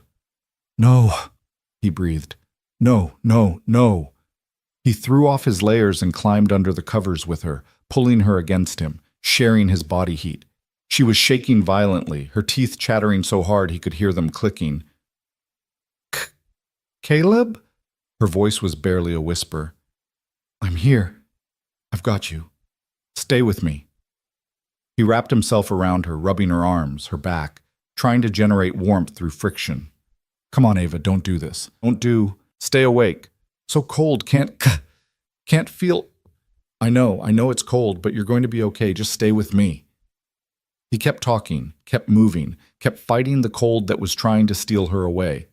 His own body heat was all he had to give, and he gave it freely, holding nothing back. Minutes crawled past. Or maybe hours. Time lost meaning in the darkness. All that mattered was keeping Ava alive, keeping her warm, keeping her with him. Gradually, so gradually he almost didn't notice at first, she stopped shaking. Her breathing evened out. Her skin warmed fractionally under his hands. "Caleb?" Her voice was stronger now, more present. "I'm here." "You're in the bed with me." "Yeah, you were hypothermic. I had to." He didn't pull away, didn't create distance. They were past the point of propriety. "How do you feel?" "Like I've been dipped in ice and wrung out." She shifted, pressing closer to his warmth. But better, warmer. They lay tangled together under the mountain of blankets, and Caleb became acutely aware of her body against his, the curve of her hip under his hand, the way her breath warmed his neck, the soft press of her breasts against his chest. He should move, should create some professional distance now that the immediate crisis had passed, should remember that she was a stranger, that this was just survival, that he had no business feeling what he was feeling. But he didn't move, and neither did she. "The storm," Ava said after a while. "Is it still going?" Caleb listened. The wind had died down to almost nothing. No howling, no rattling of windows, no sound of snow hitting the walls, just an eerie quiet. "I think it's breaking," he said. "Finally! How long have we been in here?" He checked his watch, squinting to see the face in the darkness. "About 10 hours. It's almost 6 in the morning." "Feels like a lifetime." "Yeah, it does." They were quiet again, and in that quiet something shifted. Caleb felt it in the way Ava's hand moved from his shoulder to his face, tracing the line of his jaw. Felt it in the way her breathing changed, quickened. Felt it in his own racing pulse, in the sudden awareness of every point of contact between their bodies. "Caleb," she whispered. "Yeah? I know this is crazy. I know we barely know each other. I know this is probably just adrenaline and proximity and Ava. And it doesn't mean anything, can't mean anything because I live in Denver and you live here and we're from different worlds. Ava. But I need you to know that I haven't felt this alive in years. That being here with you, even in the middle of this nightmare, is the most real I've felt since David died." He kissed her. It was the only way to stop the spiral of words, the only way to show her that he felt it too, this impossible pull between them. His lips found hers in the darkness, tentative at first, testing. She froze for a heartbeat, and then she was kissing him back with a desperation that matched his own. It wasn't gentle. It was raw and hungry, and edged with all the fear and loneliness and need they'd both been carrying. Her hands fisted in his shirt, pulling him closer. His hand slid into her hair, cradling her head as he deepened the kiss. They kissed like people drowning, like this contact was oxygen, like they could somehow consume each other's pain and loneliness and transform it into something else, something better. When they finally broke apart, both breathing hard, Caleb pressed his forehead against hers. "This is crazy," he said. "Completely insane," she agreed. "We shouldn't, probably not, but I don't want to stop." "Me neither." They kissed again, slower this time, learning each other. The shape of her mouth, the taste of her, the small sound she made when he kissed the corner of her jaw. She explored him with the same intensity she probably brought to everything, focused, thorough, memorizing. His hand found the curve of her waist, and she arched into his touch. Her fingers slipped under his shirt, mapping the muscles of his back. Heat built between them, chasing away the cold, making the frozen room feel tropical. "Wait," Caleb said, pulling back. "Wait, we need to talk about this." "Now?" Ava's voice was frustrated, breathless. "You want to talk now?" "Yes, now, before this goes further." He forced himself to create space between them, to think clearly despite the want coursing through him. "I need to know this isn't just survival instinct, isn't just the storm and the fear and being thrown together. What if it is?" She propped herself up on one elbow, and he could just make out her face in the growing dawn light. "What if it's all of that and it's still real?" "Is it real?" Ava was quiet for a moment, and when she spoke her voice was steady, certain. "I've spent my entire adult life controlling everything, my emotions, my image, my relationships, keeping everything neat and managed and safe. But you," she touched his face, "you make me want to be messy, want to feel things, want to be vulnerable and human, and all the things I've been too scared to be. So yes, maybe this started as survival, but it's become something more. At least for me." Caleb caught her hand, pressed a kiss to her palm. "For me too, and that terrifies me." "Because of Sarah?" "Because of what it means if I let myself feel this. If I let you in and then lose you too. I don't know if I could survive that again." "You can't live your life afraid of loss," Ava said softly. "That's not living. That's just existing," says the woman who admitted she runs from everything. "Maybe we're both learning." She moved closer again, eliminating the space he'd created. "Maybe we can learn together, just for now, just for this moment. Tomorrow we can go back to our separate worlds, our separate lives. But right now, in this cabin, with this storm, can't we just be two people who found each other in the dark?" she echoed. And then they were kissing again, and the rest of the world, the storm, the cold, the broken cabin, their separate complicated lives, faded away until there was only this, only them, only the warmth they created together in the darkness. Outside, dawn was breaking. The storm that had raged for nearly 2 days was finally exhausting itself, the snow tapering off, the wind dying to whispers. Light, pale and tentative, began to creep through the cracks around the door. But inside the bedroom, wrapped in blankets and each other, Caleb and Ava stayed in their own private darkness a little while longer. Stayed in the space between their old lives and whatever came next. Stayed in the moment where anything seemed possible and nothing hurt. When they finally pulled apart again, both flushed and breathing hard, Caleb smoothed her hair back from her face. "We should check the cabin, see how bad the damage is." "Not yet," Ava said. 5 more minutes, please." So they lay together, tangled and warm, as the light grew stronger. As the impossible night gave way to an uncertain morning, as the storm that had brought them together finally, mercifully, broke, Caleb knew they'd have to face reality soon. Have to deal with the collapsed roof and the cold and the question of rescue. Have to figure out what this thing between them meant, if it meant anything at all beyond the extraordinary circumstances that had created it. But right now, in this moment, with Ava's head on his shoulder and her hand over his heart, he let himself just feel.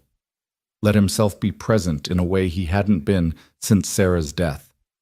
Let himself hope that maybe, just maybe, he could have this connection, intimacy, the terrifying joy of letting someone in. Caleb? Ava's voice was soft. Yeah? Thank you for saving my life, for taking care of me, for... She trailed off, then finished simply, for seeing me. Thank you for letting me. He kissed the top of her head. For trusting me. For being here. Where else would I be? She smiled against his chest. My car's buried in a ditch and my phone's dead. I'm pretty much your prisoner. Worst prison ever. She laughed, and the sound was like sunlight breaking through clouds. Actually, I'm starting to think it might be the best thing that's ever happened to me. Before Caleb could respond to that, before he could examine what it meant, what it promised, what it might cost them both, a sound from the other room made them both freeze. A loud crack, followed by the groan of stressed wood, then a crash that shook the entire cabin. What was that? Ava asked, tension flooding back into her body. Caleb was already moving, extracting himself from the blankets despite his body's protest. Stay here. Like hell, she said, struggling to sit up. If the cabin's collapsing, I'm not staying in bed. He wanted to argue, but he could see the determination in her face. This was not a woman who waited to be saved. She'd come with him, or she'd follow on her own, injured ankle or not. Fine, but stay behind me. He helped her up, wrapped a blanket around her shoulders, then slowly opened the bedroom door. The sight that greeted them made his heart sink. The rest of the living room ceiling had come down while they slept. What had been a partial collapse was now complete devastation. Snow filled the space in drifts 3 feet deep. The furniture, what he could see of it, was buried. The wood stove was visible, but the chimney pipe had been torn away. Cold air poured into the cabin through the gaping hole above. Oh my God, Ava breathed. Caleb assessed the damage with a professional eye, years of construction experience kicking in. The main support beam had cracked. He could see the split running through its center. The weight of the snow on the roof had been too much for the old timber. The bedroom they'd sheltered in had its own support structure, which was probably the only reason they were still alive. But the rest of the cabin... It's not safe, he said quietly. We need to get out. Out? Into the storm? Storm's over. Look. He pointed to the hole in the ceiling. Blue sky was visible beyond, actual honest-to-God blue sky. The sun was even trying to break through, sending weak golden light down into the destroyed living room. It was beautiful and terrible all at once. Where will we go? Ava asked. The shed. It's small but solid. We can wait there until search and rescue comes. He turned to her. Can you walk? She tested her ankle gingerly, winced but nodded. I can manage. They gathered what they could. Blankets, the remaining food, the first aid kit, bottles of water. Caleb found his heavy coat and boots, helped Ava into Sarah's winter gear. It was too big for her, but it would keep her warm. The journey from the bedroom to the front door was treacherous. They had to climb over debris, navigate around snowdrifts, avoid sections where the floor felt unstable. Caleb went first, testing each step, then helping Ava across. Her face was tight with pain, but she didn't complain, didn't ask to stop. When they finally pushed open the front door, the cold hit them like a wall. But it was a different cold than the storm, crisp and clean instead of vicious. The wind was nothing more than a gentle breeze. Snow blanketed everything in pristine white, smoothing out the world, making it look peaceful. Caleb helped Ava down the steps, supporting most of her weight. The snow came up past their knees, making every step a struggle. The shed was only 50 feet away, but it felt like miles. They were halfway there when Ava stumbled, nearly taking them both down. Caleb caught her, held her steady. I've got you, he said. I know, she replied. And the trust in her voice, the absolute certainty, made something in his chest expand painfully. They made it to the shed, a small structure his father had built to house tools and the generator. Caleb kicked the door open and helped Ava inside. It was cramped and smelled of gasoline and motor oil, but it was intact, protected. He settled Ava on an upturned crate, wrapped her in blankets, then went back out to assess their situation. The cabin behind them looked like something from a disaster movie. Roof caved in, walls sagging, one window blown out completely. It was a miracle they'd survived. But they had survived. Against all odds, through storm and cold and structural collapse, they'd made it through. Caleb pulled out his phone. Dead, as expected. He'd try to charge it later somehow, once they got the generator running. For now, they were still cut off from the world. Still alone. He looked up at the sky, gauging the weather. Clear now, but more storms were coming. He could see the clouds building on the western horizon. They had maybe 24 hours before the next system moved in, which meant search and rescue had 24 hours to find them. He heard movement behind him and turned to find Ava standing in the shed doorway, one hand braced against the frame for support. "You should be resting," he said. "I'm fine." But her face was pale, pain etched around her eyes. "What's the plan?" "Wait for rescue. They'll be looking for you. Your assistant will have reported you missing, and they'll be checking on residents after a storm like this. Someone will come. And if they don't, then we hike out. But let's give it a day or two. Let your ankle heal. Let me figure out supplies. No point taking unnecessary risks." He moved to her side, slipped an arm around her waist. "Come on, back inside. You need to stay warm." She let him guide her back to the crate, but she didn't sit. Instead, she turned to face him, her hands coming up to rest on his chest. "Caleb," she said quietly, "about what happened in there. Between us." Here it comes, he thought, the morning after regret, the acknowledgement that it was a mistake, that they got carried away, that it didn't mean anything. "It's okay," he said, giving her an out. "We were stressed, scared, not thinking clearly. We don't have to. I wasn't going to say it was a mistake." She looked up at him, and her eyes were clear, certain. "I was going to say, I don't want it to be just a moment. Just a thing that happened because of the storm." Caleb's breath caught. "Ava, I know it's complicated. I know we live different lives in different places. I know there are 1,000 reasons this can't work, but I also know that I haven't felt this way about anyone since—" She paused, searching for words. "Since ever, maybe. And I don't want to walk away from it without at least trying to see what it could be." He stared at her, this fierce woman who'd crashed into his life during a blizzard. This stranger who'd somehow become essential in the space of 2 days. This person who made him want to take risks again, to open his heart again, to believe that maybe he deserved something more than just survival. "I don't know how to do this," he admitted. "I've been alone for so long. And even before that, Sarah and we grew up together. We learned each other slowly over years. This, you and me, it's fast and intense, and I don't know how to—" Ava stood on her toes, wincing at the movement, and kissed him gently. "We figure it out together. One step at a time. No expectations, no pressure. Just possibility. Can you live with possibility?" Could he? Could he risk his heart again, knowing how much it hurt to lose someone? Could he open himself up to Ava, this woman who lived in a different world, who'd be going back to her life of board meetings and business decisions while he stayed here in the mountains with his daughter and his snowplow? But even as he asked himself the questions, he knew the answer. Because Ava was right. This wasn't just adrenaline or proximity or survival instinct. This was real and rare and precious. And he'd be a fool to walk away from it without trying. "Yeah," he said, pulling her close. "I can live with possibility." She smiled against his chest, and they stood there in the doorway of the shed, holding each other as the sun climbed higher and the world around them began to wake from its frozen sleep. Somewhere in the distance, Caleb heard the faint sound of helicopter rotors.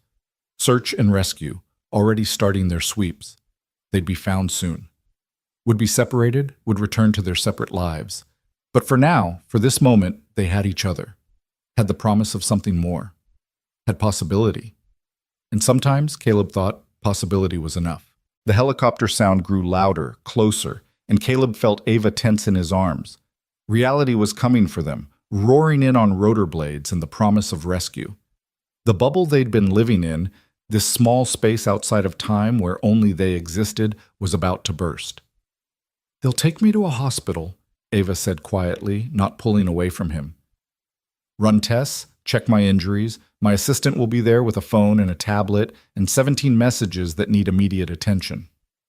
And I'll need to get to Emma, Caleb added. Make sure she's okay, that she wasn't too worried. Figure out what to do about the cabin. So this is it. Back to real life. Yeah. He tightened his arms around her. This is it. But neither of them moved. Neither wanted to be the first to let go, to acknowledge that the moment was ending. The helicopter was circling now, the sound echoing off the mountains. They'd spotted something, probably the destroyed cabin, the smoke that should have been coming from the chimney but wasn't, the general wrongness of the scene. I don't have your number, Ava said suddenly, pulling back to look at him. I don't know your address or your email or how to find you. When they take me away, I won't have any way to reach you. Caleb hadn't thought of that.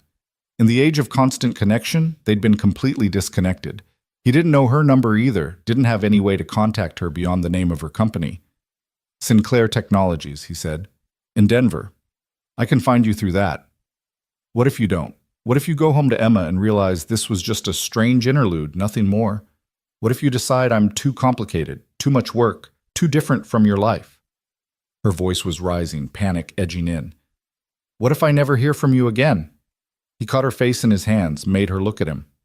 Hey, listen to me. I will find you. I promise. This isn't over unless you want it to be. I don't. I really don't. Tears were streaming down her face now. God, this is insane. I've known you for 2 days.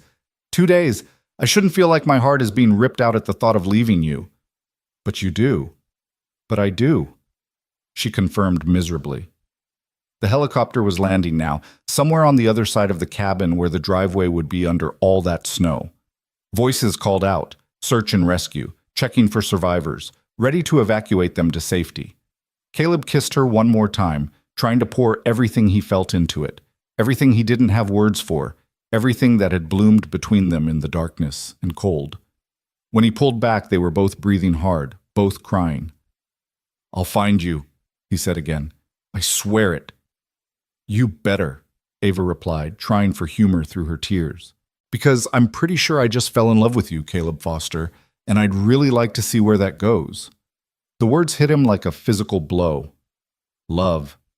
She'd said love. After 2 days, after a storm, after everything, she'd said it out loud, made it real. Ava, you don't have to say it back. I know it's fast. I know it's crazy. But I wanted you to know. Wanted you to understand that this mattered to me, that you matter. She stepped back, creating distance, armor already starting to rebuild. Now go check on your daughter. I'll handle the rescue team.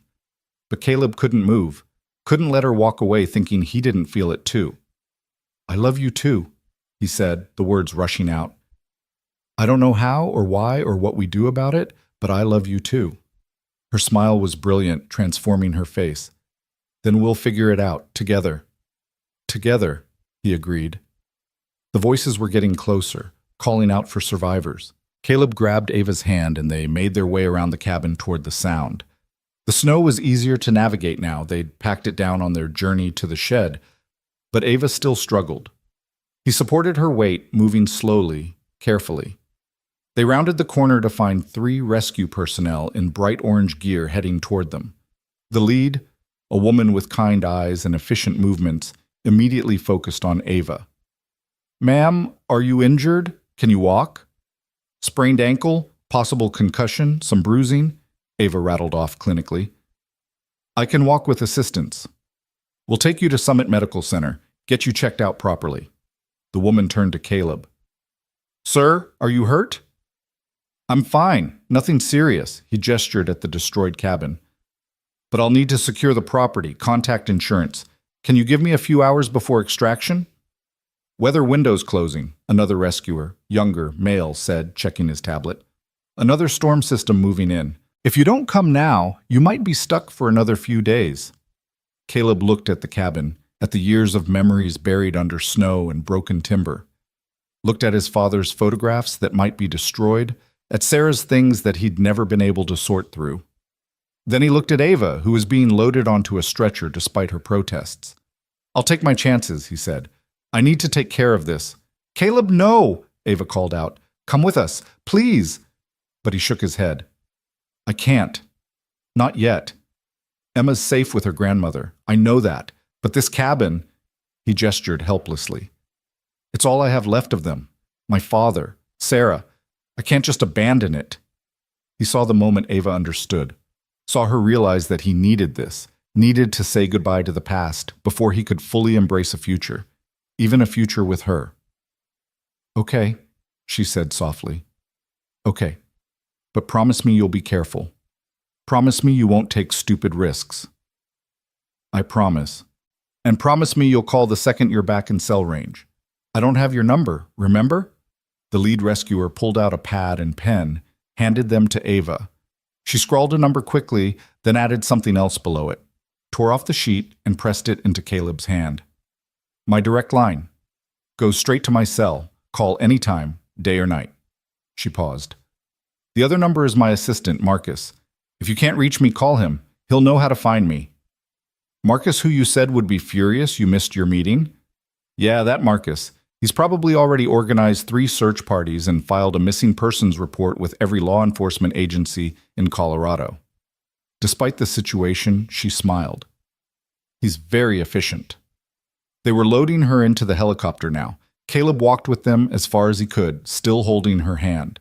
At the helicopter's door, he had to let go, had to watch them strap her in, watch the medics start checking her vitals, watch the world start pulling her away from him. She pressed her hand against the window, and he pressed his against it from the outside.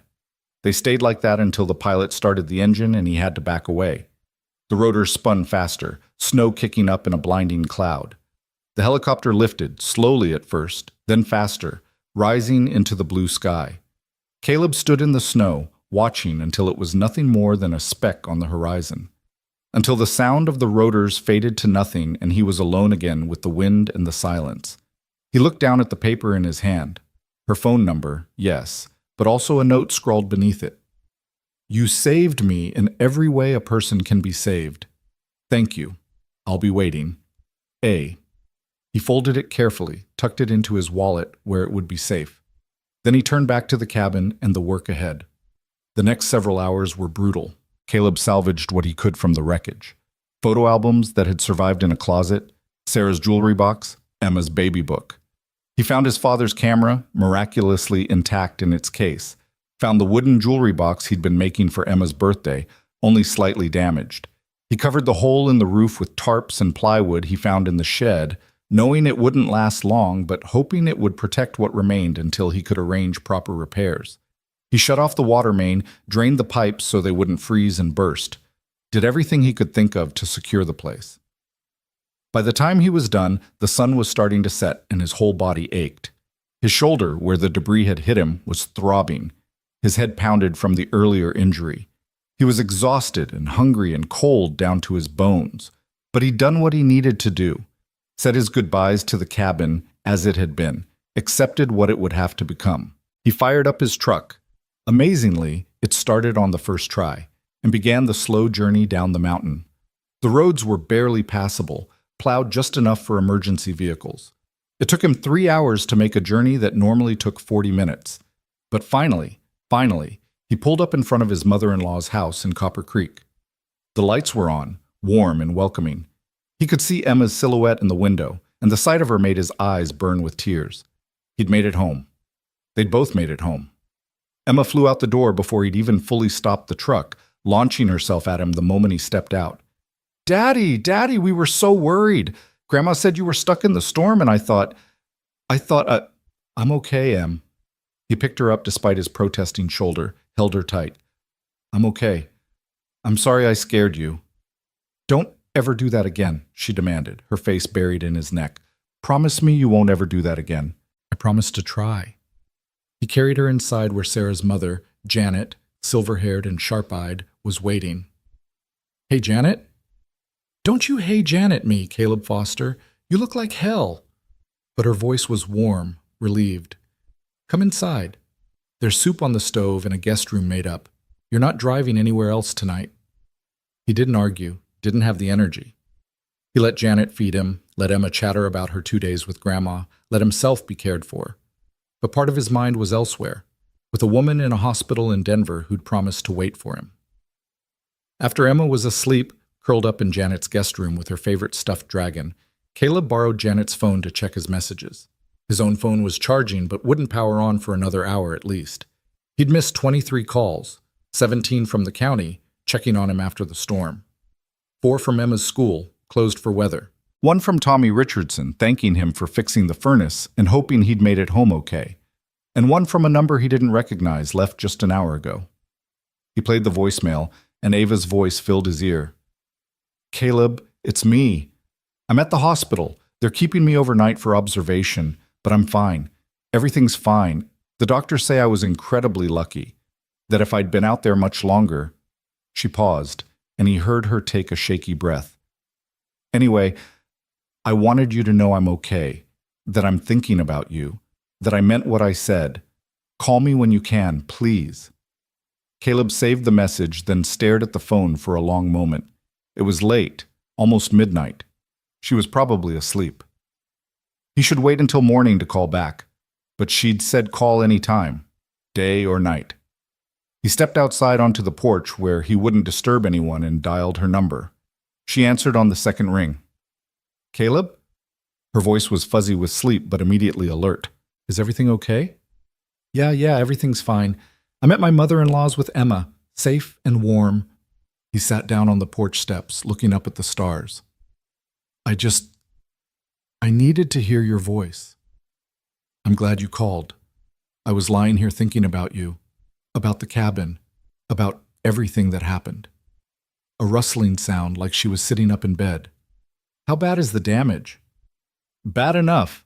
It'll take major reconstruction, months of work probably, but the important stuff, the photos, the memories, I got most of it out." "And how are you, really? Tired, sore, missing you?" The admission came easily, naturally. "That's crazy, right? Missing someone I just met?" "If it's crazy, then we're both crazy." Her voice softened. "I miss you too. This hospital bed is cold and uncomfortable, and all I can think about is being back in that bedroom with you, under all those blankets." Caleb smiled. "The bedroom that was about 30 degrees and we were basically hypothermic? But we were together, and warm where it counted." She paused. "When can I see you?" "I don't know. I need to be with Emma for a few days, make sure she's okay, and I need to deal with the insurance company, figure out the cabin repairs. Maybe a week?" "A week is forever." "I know. But Emma has to come first. She's been through enough. I can't just take off right after scaring her half to death." "Of course not. Your daughter needs you. I understand that." But he could hear the disappointment in her voice. "What about next weekend? Could you come to Denver? Bring Emma if you want. I'd love to meet her." The image of introducing Emma to Ava, of his two worlds colliding, was both terrifying and oddly right. "Let me talk to her about it. But yeah, maybe, if she's comfortable with the idea." "No pressure. We'll figure something out. We have time." Did they? Caleb wondered. Or would the magic of the storm fade when faced with the reality of their different lives? Would Ava return to her world of board meetings and quarterly earnings and realize that a small-town mechanic didn't fit into it? Would he look at her life of luxury and power and feel inadequate, out of place? "You're thinking too hard," Ava said, reading his silence. "I can hear your brain working from here. Just wondering if this can actually work, if we can work. Only one way to find out." Her voice was firm, certain. "We try. We take it one day at a time, one step at a time. And we don't give up just because it's hard or complicated or scary." "When did you become the optimist?" "When I met a man who reminded me that some things are worth taking risks for." She yawned, exhaustion catching up with her. "I should let you go. You need sleep." "So do you." "I will. But Caleb?" She waited until he acknowledged. "Thank you for saving me, for seeing me, for making me believe in possibility again." "Thank you for crashing into my life," he replied. "Literally." She laughed, and the sound made him ache with missing her. "Good night, Caleb." "Good night, Ava. I'll call you tomorrow." "I'll be waiting." He ended the call and sat on the porch for a long time, processing everything.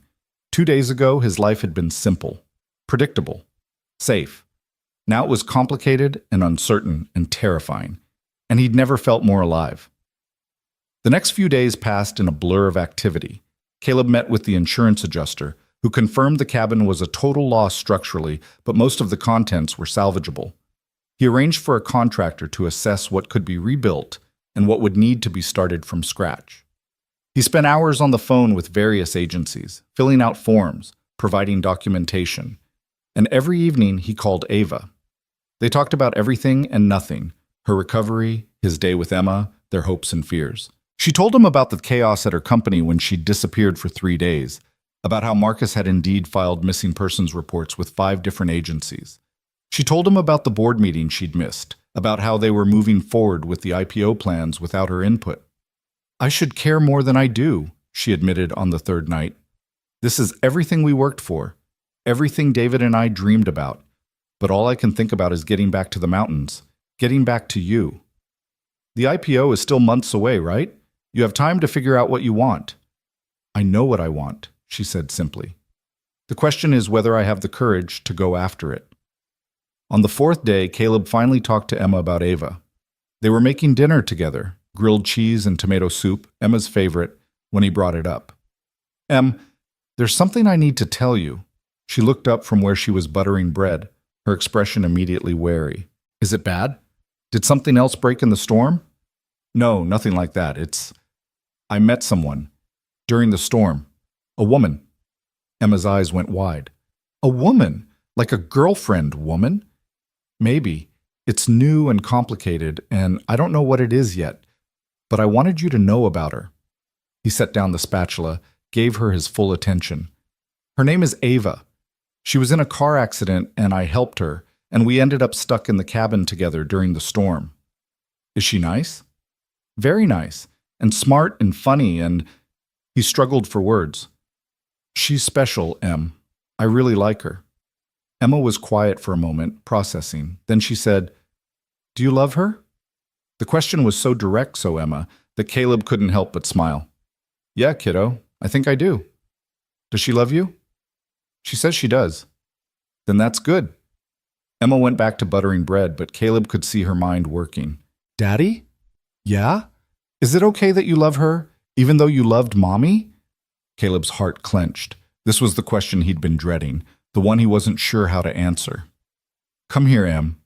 She climbed into his lap and he wrapped his arms around her. "Your mom will always be my first love. Always. She gave me you, and you're the best thing in my world. Nothing and no one will ever change that." He felt Emma relax slightly. "But loving Ava doesn't mean I love Mommy less. Love isn't like that. It doesn't run out or get used up. The heart just gets bigger to make room. Like when I got Mr. Whiskers?" Emma referred to her cat, adopted 2 years after Sarah's death. "I still loved Mommy even though I loved Mr. Whiskers too?" "Exactly like that." Emma thought about this, then nodded. "Okay, can I meet her?" "Would you want to?" "Yeah, if she's important to you, I should meet her. That's what Grandma says, that families should know the people who are important to each other. Family." The words settled over Caleb like a warm blanket. Emma was calling Ava potentially part of their family, and instead of feeling threatening, it felt right. "How about next weekend? We could drive to Denver, take you to that science museum you've been wanting to visit, and have lunch with Ava." Emma's face lit up. "Really? The one with the dinosaurs and the planetarium?" "That's the one." "Then yes, definitely yes." She hugged him tight. "Daddy, I'm glad you met her. You've been sad for so long. Maybe she can help you be happy again." Out of the mouths of babes, Caleb thought. His 9-year-old daughter had just articulated what he'd been too scared to admit, that he'd been merely surviving instead of living, and Ava had reminded him there was a difference. That night, he called Ava with the news. "We're coming to Denver this weekend. Emma wants to meet you."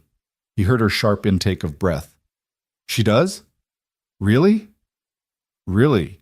Fair warning, she's very direct and will probably ask you 1,000 questions. And she'll be judging whether you're good enough for her dad." No pressure or anything, but Ava sounded more excited than nervous. "What is she like? What should I know about her?" So Caleb told her. Told her about Emma's love of science and fantasy, her fear of thunderstorms, her protectiveness of the people she loved. Told her about how Emma still talked to Sarah's photo every night, about how she kept her mother's memory alive through stories and rituals. "She sounds amazing," Ava said softly, "and terrifying. What if she doesn't like me?" "She'll like you. How could she not?" Caleb said it with more confidence than he felt. Emma was the most important person in his world. If she didn't approve of Ava, if she wasn't comfortable with their relationship, that would be a problem. A big one. But he had to trust that Emma would see in Ava what he saw: kindness, strength, authenticity. He had to believe that the connection he felt wasn't one-sided, that Ava would love his daughter as fiercely as he did. "What if I mess this up?" Ava asked quietly. "I don't know anything about kids, Caleb. I've never been around them. What if I say the wrong thing or do the wrong thing, or then you'll apologize and try again? That's what parenting is. A series of mistakes followed by apologies and do-overs." He smiled. "Besides, Emma's pretty forgiving. As long as you're genuine with her, she'll give you a chance." "Genuine I can do. It's all you've let me be since we met." They talked for another hour, making plans for the weekend. The science museum, lunch at a place Emma would like, maybe a walk around downtown if the weather cooperated. Nothing fancy, nothing that would make Emma feel like she was being shown off. Just a normal day with a new person who happened to be important to her father. When they finally hung up, Caleb felt a mix of anticipation and terror. This weekend would determine everything. If Emma and Ava connected, if they could find common ground, then maybe they could build something real, something lasting. And if they didn't, well, he'd cross that bridge when he came to it. The days until Saturday crawled past. Caleb worked on cabin repairs, spent time with Emma, talked to Ava every night. She told him about returning to work, about how strange it felt to sit in meetings discussing metrics and strategies when her mind was in the mountains. "I don't fit here anymore," she confessed on Friday night. "I look around at my corner office and my view of the city and my calendar full of important meetings, and all I can think is, what's the point? These people don't need me. They need a CEO, sure, but it doesn't have to be me. So what are you going to do?" "I don't know yet, but I'm figuring it out." She paused. "Marcus thinks I'm having a nervous breakdown. He keeps suggesting I take a vacation, see a therapist, anything to explain why I'm suddenly questioning everything." "Are you? Having a breakdown?" "Maybe, or maybe I'm finally breaking through." She laughed softly. "Either way, I'm not the same person who drove into that storm. That person died in the crash, and I'm still figuring out who came out the other side." Caleb understood that. Understood the way trauma could crack you open, could force you to examine everything you thought you knew about yourself. He'd gone through it after Sarah's death, had emerged as someone different, not better or worse, just changed. "You'll figure it out," he said, "and whatever you decide, I'm here." "Even if I decide to do something crazy, like walk away from everything?" "Especially if you do something crazy." He meant it. Whatever Ava chose, whatever path she decided to walk, he'd support it. That's what love was, not just accepting someone as they were, but championing who they were becoming. Saturday morning arrived clear and cold. Caleb and Emma loaded into the truck early, planning to reach Denver by late morning. Emma chattered nervously the entire drive, alternating between excitement about the museum and anxiety about meeting Ava. "What if she doesn't like me?" Emma asked as they hit the outskirts of Denver. "Impossible. You're the coolest 9-year-old on the planet." "Dad." But she was smiling. "What if I don't like her?" "Then you tell me, and we figure it out together, but give her a fair chance, okay?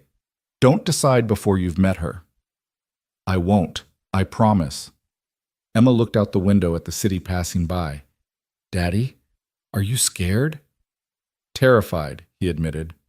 "Me too. But Mommy used to say that being scared just means something matters." Caleb felt his throat tighten.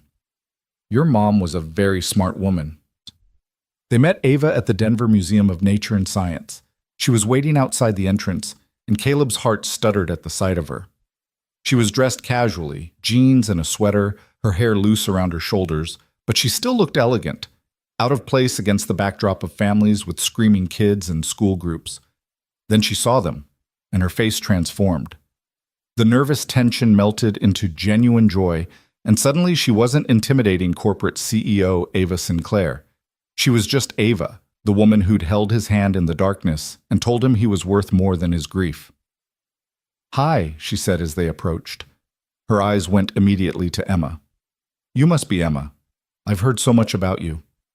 Emma studied her with serious eyes, taking her measure. Then she said, "Did you really crash your car in a blizzard wearing a fancy dress?" Ava laughed, surprised. "I really did. It was very stupid of me." "Daddy says you're smart."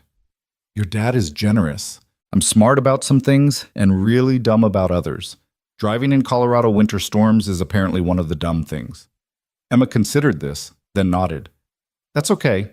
Everyone's dumb about something. I'm dumb about math." "I love math," Ava said. "Maybe I could help you with it sometime?" "Maybe."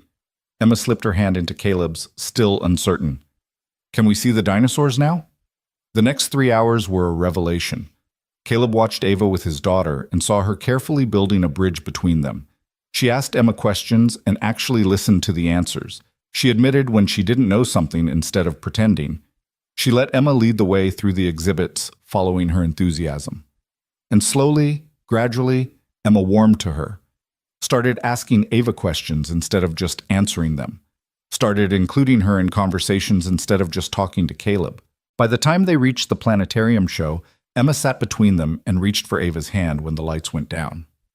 After the museum, they went to lunch at a pizza place Emma loved. The three of them crammed into a booth, sharing a large pepperoni pizza and laughing at Emma's stories about school. And then Tyler Johnson said he could eat more pizza than anyone, so we had a contest at lunch and he ate 7 slices, but I ate 8, even though I'm smaller than him, and he got so mad he tried to tell the teacher I was cheating. But how do you cheat at eating pizza? Emma said it all in one breath, her hands gesturing wildly. "That's impressive," Ava said seriously. 8 slices is a lot of pizza." "I felt sick after," Emma admitted, "but it was worth it to see Tyler's face." They all laughed, and Caleb felt something shift in his chest. This was right. The three of them together felt natural, like pieces of a puzzle clicking into place. After lunch, they walked around downtown despite the cold. Emma ran ahead, pointing out things she wanted to show Ava. A funny statue, a store with cool window displays, a dog that looked like it was smiling. "She's wonderful," Ava said quietly to Caleb. "You've done an amazing job with her." "She's done most of the work herself. She's been teaching me how to be a parent since the day she was born." "She talks about Sarah a lot." "Yeah, I encourage it. I don't want her to forget her mother, and talking about her keeps the memories alive." Ava was quiet for a moment, then said, "I'd like to hear about Sarah too. Not just the sad parts, the happy parts, the parts that made you love her." Caleb looked at her in surprise. Most people avoided talking about Sarah, uncomfortable with death, unsure how to navigate his grief. But Ava was asking to know her, to understand the woman who'd come before. "Why?" he asked. "Because she's part of who you are, part of what made you into the man I love. I want to understand all of you, Caleb, even the parts that hurt." So as they walked through downtown Denver, with Emma running ahead and the winter sun trying to break through the clouds, Caleb told Ava about Sarah, about their first date at a terrible chain restaurant where the food was awful, but they'd laughed until they cried, about the way she'd sung to Emma when she was a baby, making up songs about diaper changes and midnight feedings, about how she'd learned to ski just so she could share his love of the mountains, even though she'd hated being cold. And Ava listened, really listened, not just waiting for her turn to talk, but absorbing every story, every memory, every piece of the life Caleb had lived before she crashed into it. "She would have liked you," Caleb said eventually. "You think?" "Yeah. Sarah always said I was too serious, too closed off. She'd be happy that I found someone who makes me laugh again." "Who makes me feel again?" "I hope so. I'd like to think she'd approve." "Emma approves," Caleb observed, watching his daughter wait for them at the crosswalk. "That's what really matters." As if she'd heard him, Emma turned and called out, "Can Ava come visit us? Come see our town?" "If she wants to," Caleb called back. "Do you want to?" Emma asked Ava directly. Ava smiled and, "I would love to, if you and your dad will have me." "Of course we will," Emma said, like it was the most obvious thing in the world. Then she ran back to them and grabbed Ava's hand. "Come on. There's this cool shop I want to show you. They have these crystals that change color in different lights, and I've been saving my allowance to buy one. She dragged Ava toward a store, chattering the whole way. Caleb followed behind, watching them together, and felt his heart expand. This was what possibility looked like, he realized. Not perfect, not without complications, but real and hopeful and full of potential. The day ended too soon. By late afternoon, Emma was tired, and Caleb needed to get back before the roads got too icy. They walked Ava to her car, a rental, since her SUV was still being repaired, and stood in the parking garage saying goodbye. "Thank you," Caleb said, pulling her close. "For today, for being so good with Emma, for giving us a chance. Thank you for bringing her, for trusting me with something so important to you." Ava looked over at Emma, who was practicing cartwheels a polite distance away. "She's amazing, Caleb. You're so lucky." "I know, and I'm lucky to have found you too." They kissed goodbye, brief and chaste because Emma was watching, but it held a promise. This was just the beginning. They had time now to figure things out, to build something real. As Caleb drove home with Emma, his daughter was uncharacteristically quiet. He glanced over at her, worried. "Em, you okay?" "I like her," Emma said finally. "Ava, I like her a lot." Relief flooded through him. "Yeah, what do you like about her?" "She listens, like really listens. And she didn't try too hard to make me like her. She just was herself." Emma fiddled with the zipper on her jacket. "And she makes you smile. You haven't smiled like that since Mommy died." Caleb felt tears prick his eyes. "Is it okay with you, me being with her?" "I think Mommy would want you to be happy, and if Ava makes you happy, then it's okay with me." She looked at him seriously. "But if she ever hurts you, I'll be really mad at her." "Deal." He reached over and squeezed her hand. "I love you, kiddo." "I love you too, Daddy, and I think maybe I could love Ava too. Eventually." Eventually turned out to be sooner than expected. Over the next few weeks, Ava came to visit twice more. She stayed at a bed and breakfast in town, respecting the boundaries Caleb had set about not moving too fast with Emma around. But she spent her days with them, learning about their life, their routines, their world. She helped Emma with her math homework and discovered she enjoyed teaching. She went snowshoeing with them and fell in love with the winter mountains all over again. She sat around the kitchen table playing card games and eating homemade cookies and laughing at Emma's terrible jokes. And slowly, gradually, she became part of their family. By the end of the month, when the insurance settlement came through and Caleb started making decisions about the cabin, Ava was involved in those discussions too. She'd driven up to see the property, walked through the ruins with him, listened as he wrestled with what to do. "I could rebuild it exactly as it was," he said, standing in what used to be the living room. "Same layout, same design, try to recreate what my father built." "But," Ava prompted, "but maybe that's not what I need anymore. Maybe I need something different, something that honors the past but looks toward the future." He turned to her. "What do you think?" "I think you should build what serves your life now, what Emma needs, what you need. The memories don't live in the walls, Caleb. They live in you. In the stories you tell, the traditions you keep. The cabin can be different, and the love can stay the same." It was exactly what he needed to hear. That night, he started sketching ideas for a new design. Something smaller and more efficient, but with room to grow. With a bedroom for Emma, a workshop for his projects, and maybe, possibly, if things kept going the way they were going, space for Ava. 2 days later, Ava called with news. "I did it," she said, her voice shaking with emotion. "I told the board I'm stepping down as CEO." Caleb's heart stopped. "What?" "I'm staying on as Chief Innovation Officer. Still involved, still contributing, but someone else can run the day-to-day. Someone who actually wants to be in board meetings and deal with investors. I'm going to focus on the work I love, developing new technology, mentoring young engineers, the stuff that actually matters to me." "Ava, that's... wow. How do you feel?" "Terrified, excited, free." She laughed. "And I'm looking at property in Copper Creek. I think it's time I had a place in the mountains." "You're moving here?" "Not full-time. I'll still need to be in Denver for work sometimes. But yes, I want to be where you are, Caleb, where Emma is. I want to build a life that includes you both." Caleb couldn't speak, couldn't process what she was saying. She was upending her entire life for him, for them. It was everything he wanted and more terrifying than he could have imagined. "Say something," Ava said nervously. "Please say something." "Come over," Caleb managed. "Right now, I need to see you." She arrived an hour later, and the moment she stepped out of her car, Caleb pulled her into his arms. "Are you sure?" he asked. "Are you absolutely sure this is what you want?" "I've never been more sure of anything," she replied. "I love you, Caleb Foster. I love Emma. I love the life we could build together. And I'm done running from what I want." He kissed her then, right there in Janet's driveway, pouring 4 years of grief and loneliness and fear into it. And when they finally broke apart, both breathing hard, he said the words he'd been too scared to say before. "Move in with me. Not right away. We'll take it slow for Emma's sake. But eventually, help me rebuild the cabin into something new, something ours." Ava's eyes filled with tears. "Yes. God, yes." And there, in the cold Colorado winter, with snow beginning to fall and the promise of another storm on the horizon, Caleb Foster finally let himself believe in the future again.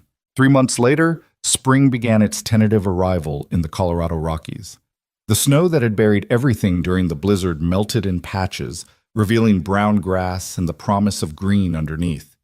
The cabin reconstruction was underway, the sound of hammers and saws filling the mountain air as contractors worked to bring Caleb's new design to life.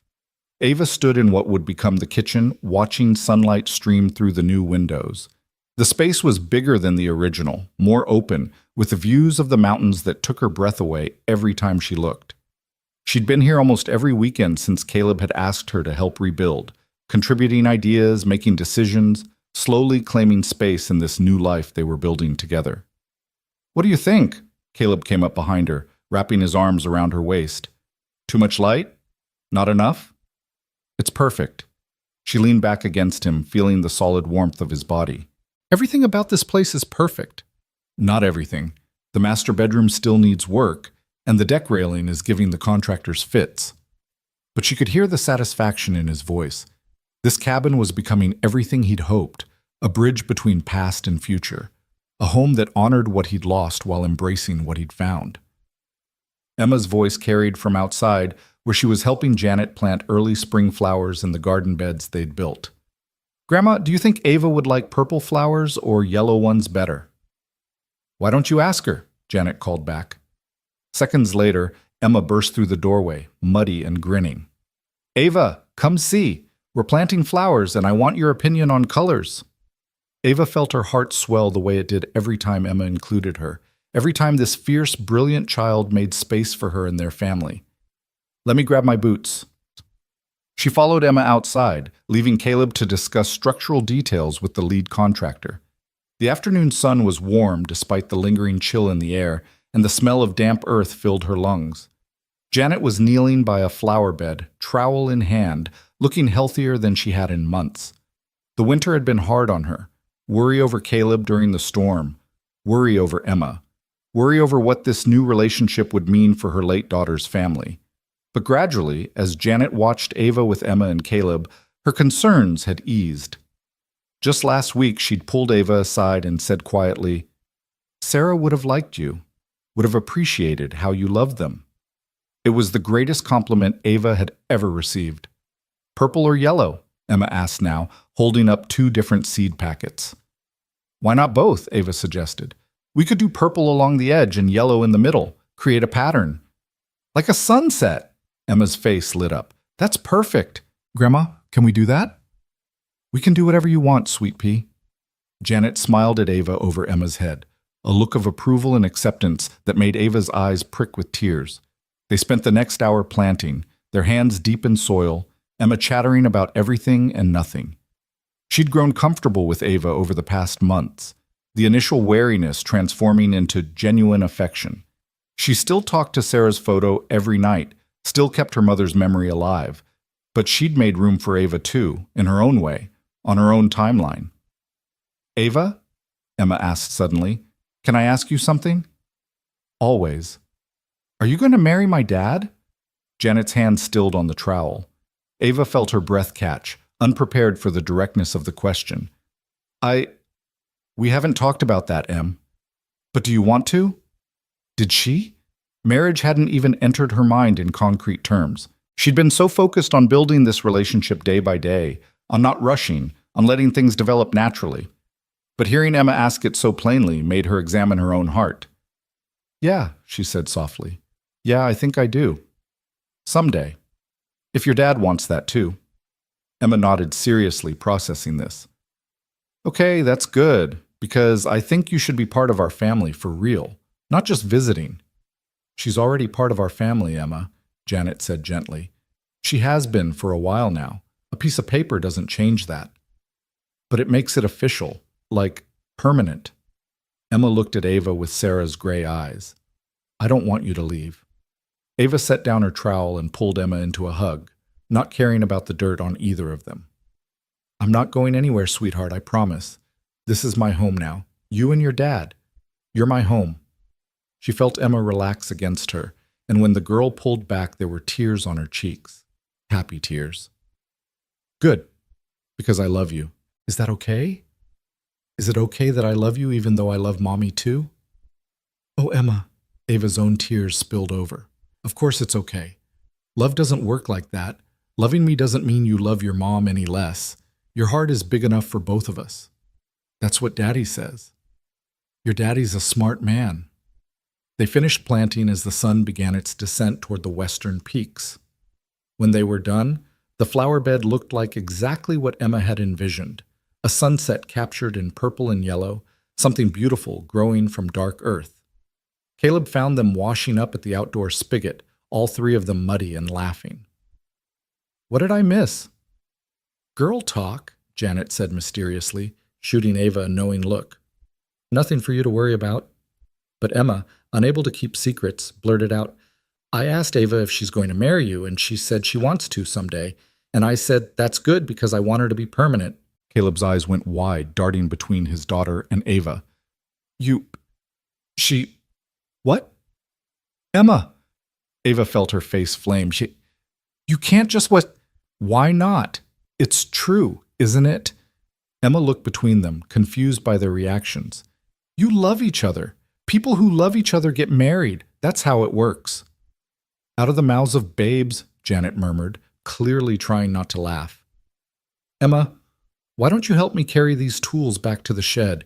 Give your father and Ava a moment to talk. But I want to... Now, Emma. Emma sighed dramatically, but followed her grandmother, throwing one last look over her shoulder at Caleb and Ava standing frozen by the spigot. The moment they were alone, Caleb said, I'm sorry. She shouldn't have put you on the spot like that. She didn't. Not really. Ava wiped her muddy hands on her jeans. She asked a fair question, and I answered honestly. That you want to marry me someday? Is that so surprising? Yes. No. I don't know. He ran a hand through his hair, leaving a streak of dirt. We've never talked about it. I didn't want to assume, didn't want to push. You've already changed your whole life for me, your job, where you live. I didn't want to ask for more. What if I want to give more?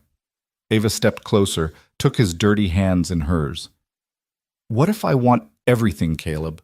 The whole future, messy and complicated and beautiful? He stared at her, something vulnerable and hopeful warring in his expression. Are you sure? Really sure? Because if we do this, if we make it permanent like Emma said, there's no going back. You'd be taking on both of us, me and Emma and all our baggage. The ghost of Sarah will always be here. I'll always be a small-town mechanic with dirt under his nails. We'll never have the life you had before. Good, Ava said it fiercely. I don't want the life I had before. That life was empty. This, you, Emma, this cabin, these mountains, this is real. This is what matters. You make it sound simple. It is simple. I love you. You love me. Everything else is just details we figure out as we go. She paused. Unless you don't want to marry me. That's okay too. We can keep things as they are. I just need you to know that I'm all in, whatever that looks like. Caleb was quiet for a long moment, his thumbs tracing circles on the backs of her hands. Then he said, I bought a ring 2 weeks ago. Ava's breath caught. What? I bought a ring. It's in my truck, in the glove compartment. I've been carrying it around trying to figure out the right time to ask, the right way to do it. I wanted it to be perfect, wanted to plan something special, but Emma just... He laughed shakily. Emma just blew right past all my careful planning. Can I see it? He led her to his truck, parked by the construction area. Pulled out a small velvet box from the glove compartment. Inside was a ring, simple, elegant, a single diamond set in white gold. Nothing flashy or ostentatious, exactly what she would have chosen for herself. It was my grandmother's, Caleb said quietly. My father gave it to her when they got married, and she left it to me when she died. I know it's not expensive or fancy like you're probably used to. It's perfect, Ava interrupted, tears streaming down her face. It's absolutely perfect. So, is this a proposal? I feel like I should be on one knee or something. I should have practiced a speech. He was fumbling, nervous, so different from his usual steady competence that it made her love him even more. Caleb Foster, she said, framing his face with her muddy hands. Will you marry me? He laughed, surprised. I'm supposed to be asking you. Too slow. I'm asking you. Will you marry me? Will you let me be Emma's stepmother and your wife and part of this crazy, beautiful life you're building? Yes. He pulled her close, kissed her with a desperation that spoke of how scared he'd been to hope for this. Yes, 1,000 times yes. They were both crying now, both laughing, both covered in dirt and sweat and happiness. Caleb slipped the ring on her finger. It fit perfectly, like it had been waiting for her, and she stared at it in wonder. This symbol of commitment, of choosing each other despite everything that stood between them. Can I tell Emma? Emma's voice came from behind them, making them both jump. She was peering around the corner of the truck, Janet visible behind her, trying to look stern but failing. Emma Grace Foster, were you spying? Caleb tried to sound serious but couldn't quite manage it. Maybe, but I wanted to know. So can I tell people? Can I tell my friends at school that you're getting married? Yes, Ava said, laughing. You can tell whoever you want. Emma whooped and took off running toward the construction workers, shouting, They're getting married! Ava said yes! The workers, who'd been pretending not to watch the drama unfold, broke into applause and whistles. Janet came over to hug them both, tears in her eyes. Congratulations, she said warmly. Sarah would be so happy for you both. So happy that you found each other. The words should have felt heavy with obligation or comparison, but they didn't. They felt like a blessing, like permission from the past to fully embrace the future. The next few weeks passed in a blur of joy and planning. They decided on a small ceremony at the cabin once construction was complete. Just family and close friends, nothing elaborate. Emma appointed herself wedding planner and threw herself into the role with characteristic enthusiasm, creating binders full of ideas and making lists of everything that needed to be done. Ava split her time between Denver and the mountains, gradually transitioning her work responsibilities so she could be remote more often.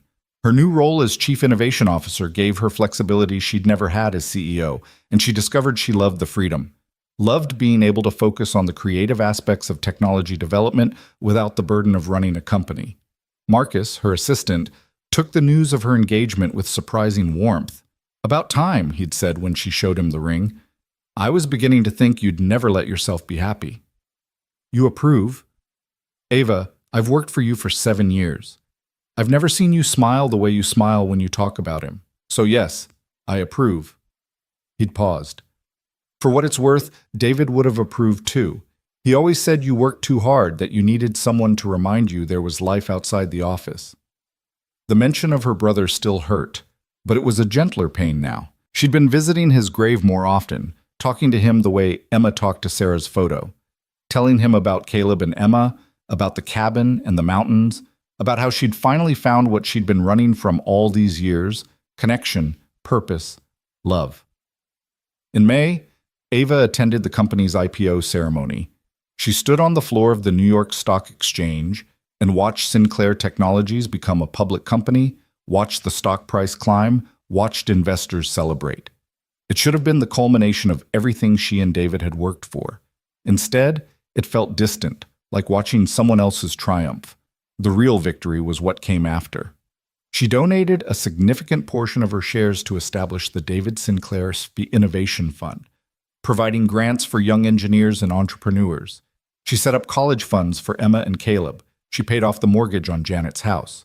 And then she walked away from the celebration, caught a flight back to Denver, and drove straight to the mountains. She arrived after midnight, exhausted from travel. The cabin was dark except for a single light Caleb had left on for her. She let herself in quietly, not wanting to wake anyone. But Caleb was waiting up in the kitchen, a mug of tea going cold on the table. He stood when he saw her, and she walked straight into his arms. "How was it?" he asked, holding her tight. "Surreal, like it happened to someone else." She breathed him in, sawdust and soap and home. "I'm glad it's done. Glad I can close that chapter and focus on this one." "Any regrets?" She pulled back to look at him. "Not a single one. Everything I need is right here." They stood in the kitchen of the half-finished cabin, holding each other in the darkness, and Ava felt a peace she'd never known before. This was what she'd been searching for all along. Not success or achievement or recognition, but simply this: being held, being known, being loved. The wedding took place on a perfect June day with the mountains as their cathedral and wildflowers carpeting the meadow. The cabin was finished enough to use, though still smelled of fresh paint and lumber. They'd kept it simple. 30 guests, all people who mattered. Emma stood as Ava's maid of honor, solemn and beautiful in a purple dress that matched the flowers they'd planted together. Janet cried through the entire ceremony. Even some of the construction workers showed up, these men who'd become invested in the love story they'd watched unfold. Caleb's father's best friend, a retired search and rescue captain who'd known him since childhood, officiated. He spoke about how Caleb's father had believed everyone deserved to get home, and how Caleb had inherited that same commitment to helping people find their way. "But sometimes," the captain said, looking between Caleb and Ava, "sometimes home isn't a place. Sometimes it's a person. And these two found home in each other in the middle of the worst storm these mountains have seen in years. If that's not fate, I don't know what is." They exchanged vows they'd written themselves. Caleb promised to always see her, to always give her space to be herself, to love her through the complicated and the messy.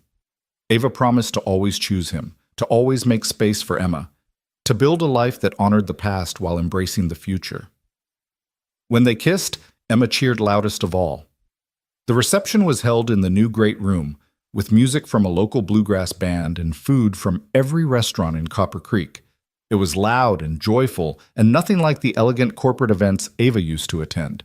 It was perfect. Late in the evening, as the party wound down and guests began to leave, Emma found Ava standing on the new deck watching the sunset paint the mountains gold and purple.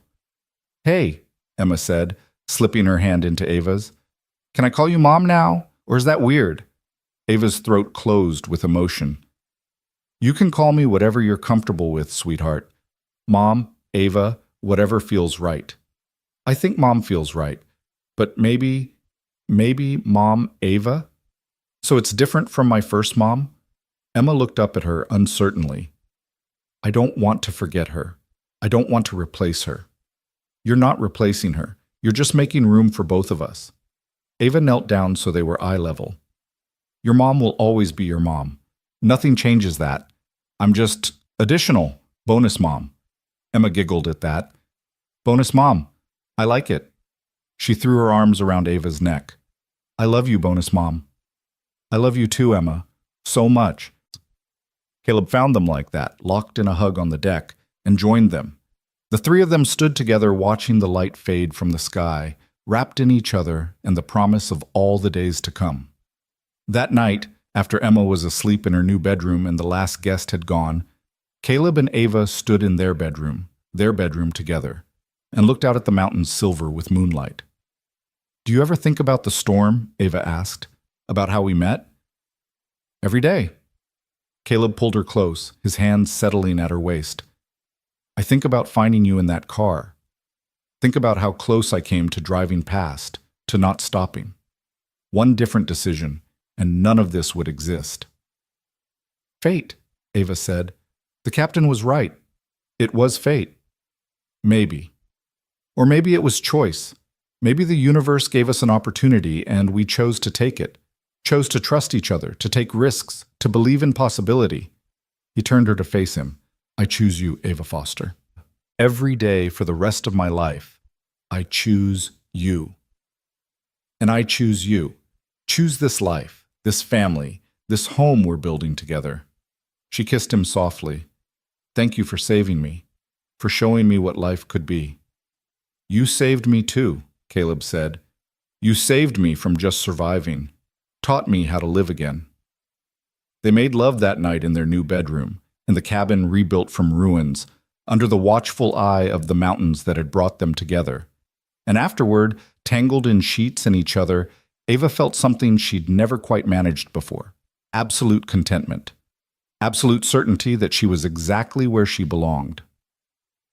The months that followed were filled with the ordinary magic of building a life together. Ava set up a home office in the cabin where she could work remotely, going into Denver once or twice a week for meetings. She discovered she loved the rhythm of mountain life, the slower pace, the connection to seasons and weather, the community of people who looked out for each other. She became involved in Emma's school, joining the PTA and helping with science fair projects. She learned to ski properly, not just survive the slopes, and discovered a passion for it. She started hiking with Caleb on weekends, learning the trails he'd grown up on, seeing the mountains through his eyes. And slowly, gradually, she let go of the person she'd been before. CEO Ava, with her armor and her ambition and her need to control everything, faded away. In her place emerged someone softer, but no less strong, someone who knew her worth wasn't measured in quarterly earnings or market share, but in moments.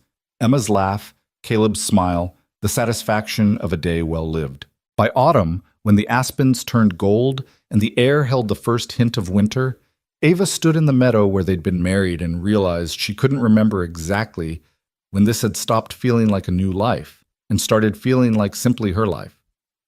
The transition had been so gradual, so natural, that she hadn't noticed it happening. What are you thinking about? Caleb asked, coming up behind her. They'd taken to evening walks after dinner, just the two of them while Emma did homework. How much has changed in a year?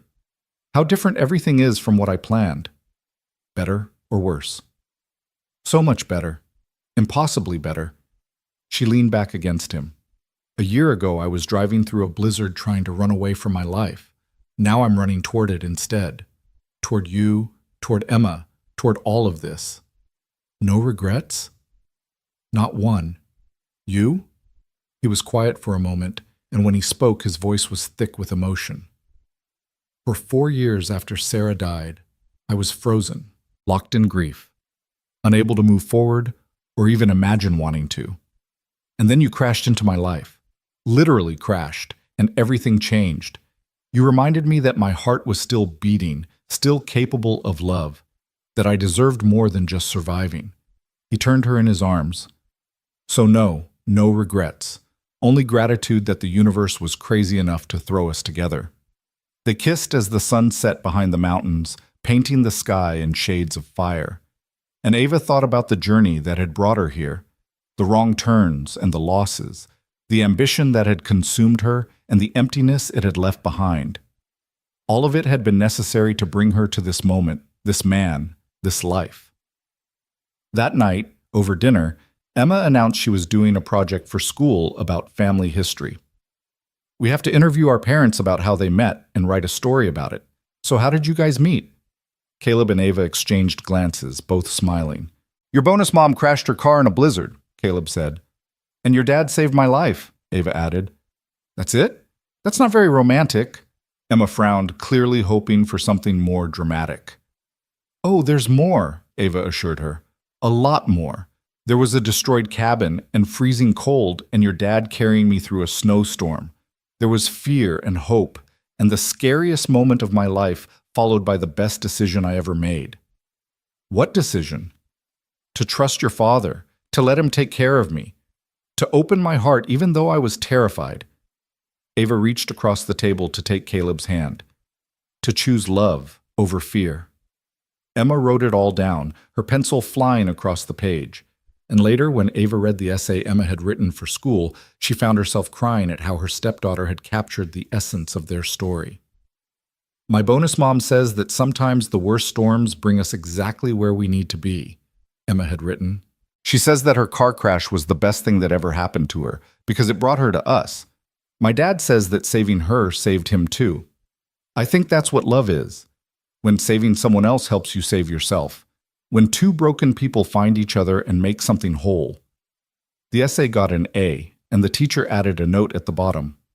What a beautiful love story. Your family is lucky to have each other. Winter came again, as it always did in the mountains. But this year, Ava wasn't afraid of it. She'd learned that storms passed, that cold was temporary, that spring always followed winter no matter how harsh it seemed. On the anniversary of the blizzard that had brought them together, Caleb surprised her with a gift. It was a painting, commissioned from a local artist, of the old cabin in the snow. Not destroyed, but as it had been before the storm, strong and weathered and full of history. I wanted you to see it the way I remember it, he said, before it fell, when it was still my father's place, still connected to all those memories. It's beautiful. But look at the title. She looked at the small plaque on the frame. It read, "The Place Where Our Story Began." Because that's what it was, Caleb continued. The storm destroyed the cabin, but it gave us each other. It ended one chapter and started another. And I wouldn't change a single thing about how it happened. They hung the painting in the great room, where it joined the photos of Sarah and Caleb's father, where it became part of the tapestry of their blended family. Past and present, loss and love, all existing together in the same space. That night, as they lay in bed listening to the wind outside, a gentler wind than the one that had brought them together, but wind nonetheless, Ava said, "I want to tell you something." "What's that?" "I'm pregnant." Caleb went very still. "You're... what?" "Pregnant. About 8 weeks. I found out yesterday, but I wanted to wait until today to tell you. Our anniversary seemed like the right time." She turned to face him, trying to read his expression in the darkness. "Are you happy? I know we didn't plan this. No, Emma's getting older, and you probably weren't thinking about starting over with a baby." He kissed her, cutting off her worried rambling. "I'm ecstatic. Terrified, but ecstatic." "Does Emma know?" "Not yet. I wanted to tell you first, but Caleb, I'm scared. I don't know anything about babies. I've never even held one. What if I'm terrible at this?" "You won't be. You're amazing with Emma, and you'll be amazing with this baby, and I'll be right here with you every step of the way." He placed his hand on her still flat stomach. "We're having a baby." "We're having a baby?" she repeated, and suddenly it felt real. Not scary, but miraculous. This new life growing inside her, created from love and trust and everything they'd built together. They told Emma the next morning over pancakes. She stared at them for a long moment, processing. Then she said, "So I'm going to be a big sister?" "Yes," Ava confirmed. "What do you think about that?" Emma was quiet, thinking. Then a huge grin spread across her face. "I think it's awesome. I've always wanted a sibling. Can we find out if it's a boy or girl? Can I help pick names? Can I teach it things?" "Yes to all of that," Caleb said, laughing. "You're going to be the best big sister ever." "I know," Emma said confidently. "I've been practicing with my friends' little brothers and sisters. I'm really good at it." The pregnancy brought them even closer as a family. Emma took her role as big sister in training seriously, reading books about babies and making lists of everything they'd need. Janet was thrilled, already knitting blankets and planning to help once the baby arrived. Even Marcus sent a gift basket from Denver with a note. "Congratulations on your continued adventures and complete life transformation." Ava worked from home more as her pregnancy progressed, grateful for the flexibility her new role provided. She video conferenced into meetings, managed projects remotely, and discovered she could be just as effective, maybe more effective, without being physically present in an office every day. She also spent more time with the community in Copper Creek, these people who'd welcomed her without question despite her outsider status. She joined a book club with other mothers, went to town council meetings with Caleb, volunteered at Emma's school.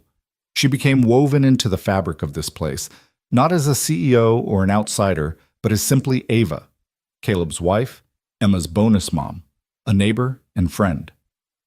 In May, as the wildflowers began to bloom again in the meadow where they'd been married, Ava went into labor. It was fast, much faster than anyone expected for a first baby, and they barely made it to the hospital in time. Sarah Elizabeth Foster was born at dawn on a Sunday morning, weighing 7 pounds 3 ounces, with her mother's dark hair and her father's steady gaze. Emma got to meet her sister an hour after she was born and promptly burst into tears. "She's so tiny," Emma whispered, carefully touching the baby's hand. "And perfect." "Just like you were," Caleb said, his arm around Emma's shoulders. "When you were born, I thought you were the most perfect thing I'd ever seen. Now we have 2 perfect daughters." They named her after Sarah and Ava's grandmother Elizabeth, honoring both the past and the present.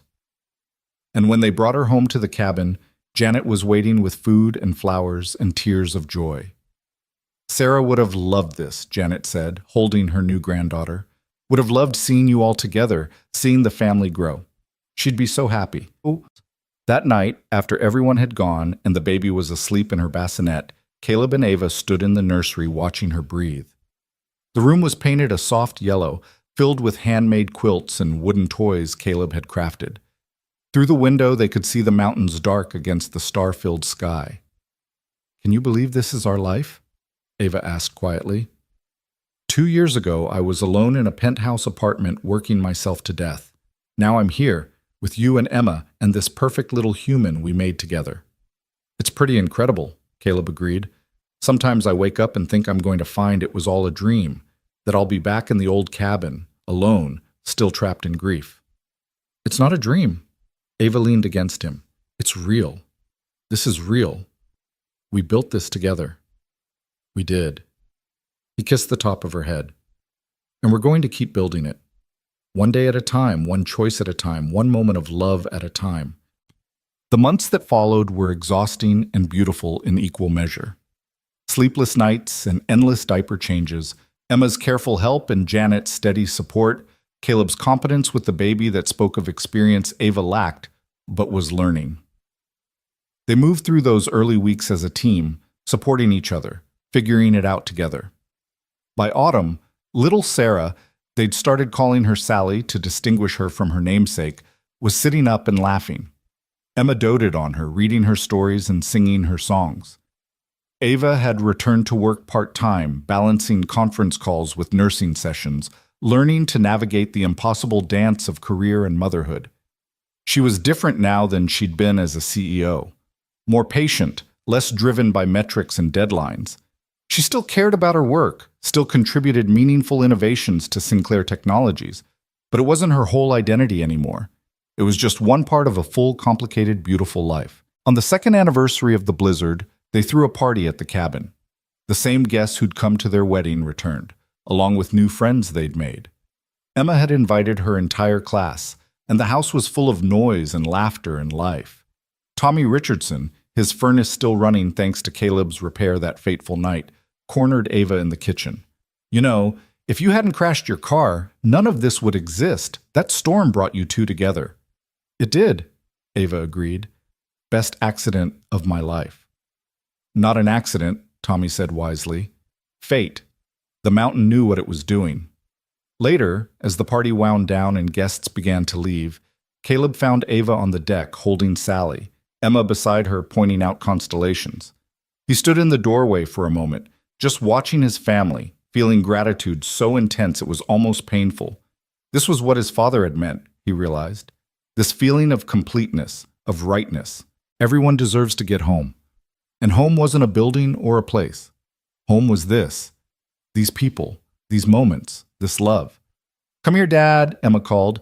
"Come see the Big Dipper." He joined them, wrapping his arms around all 3 of his girls. Sally gurgled happily. Emma leaned against his side, and Ava turned her face up for a kiss. They stood together under the vast Colorado sky, under the stars that had witnessed their beginning and would witness all their tomorrows. "I love you," Caleb said to all of them. "My whole family, my whole heart." "We love you too," Ava replied, and Emma echoed, "Love you, Dad." 3 years had passed since that blizzard, since Caleb had pulled a stranger from a wrecked car and both their lives had changed forever. 3 years of building and growing and learning to trust and love again.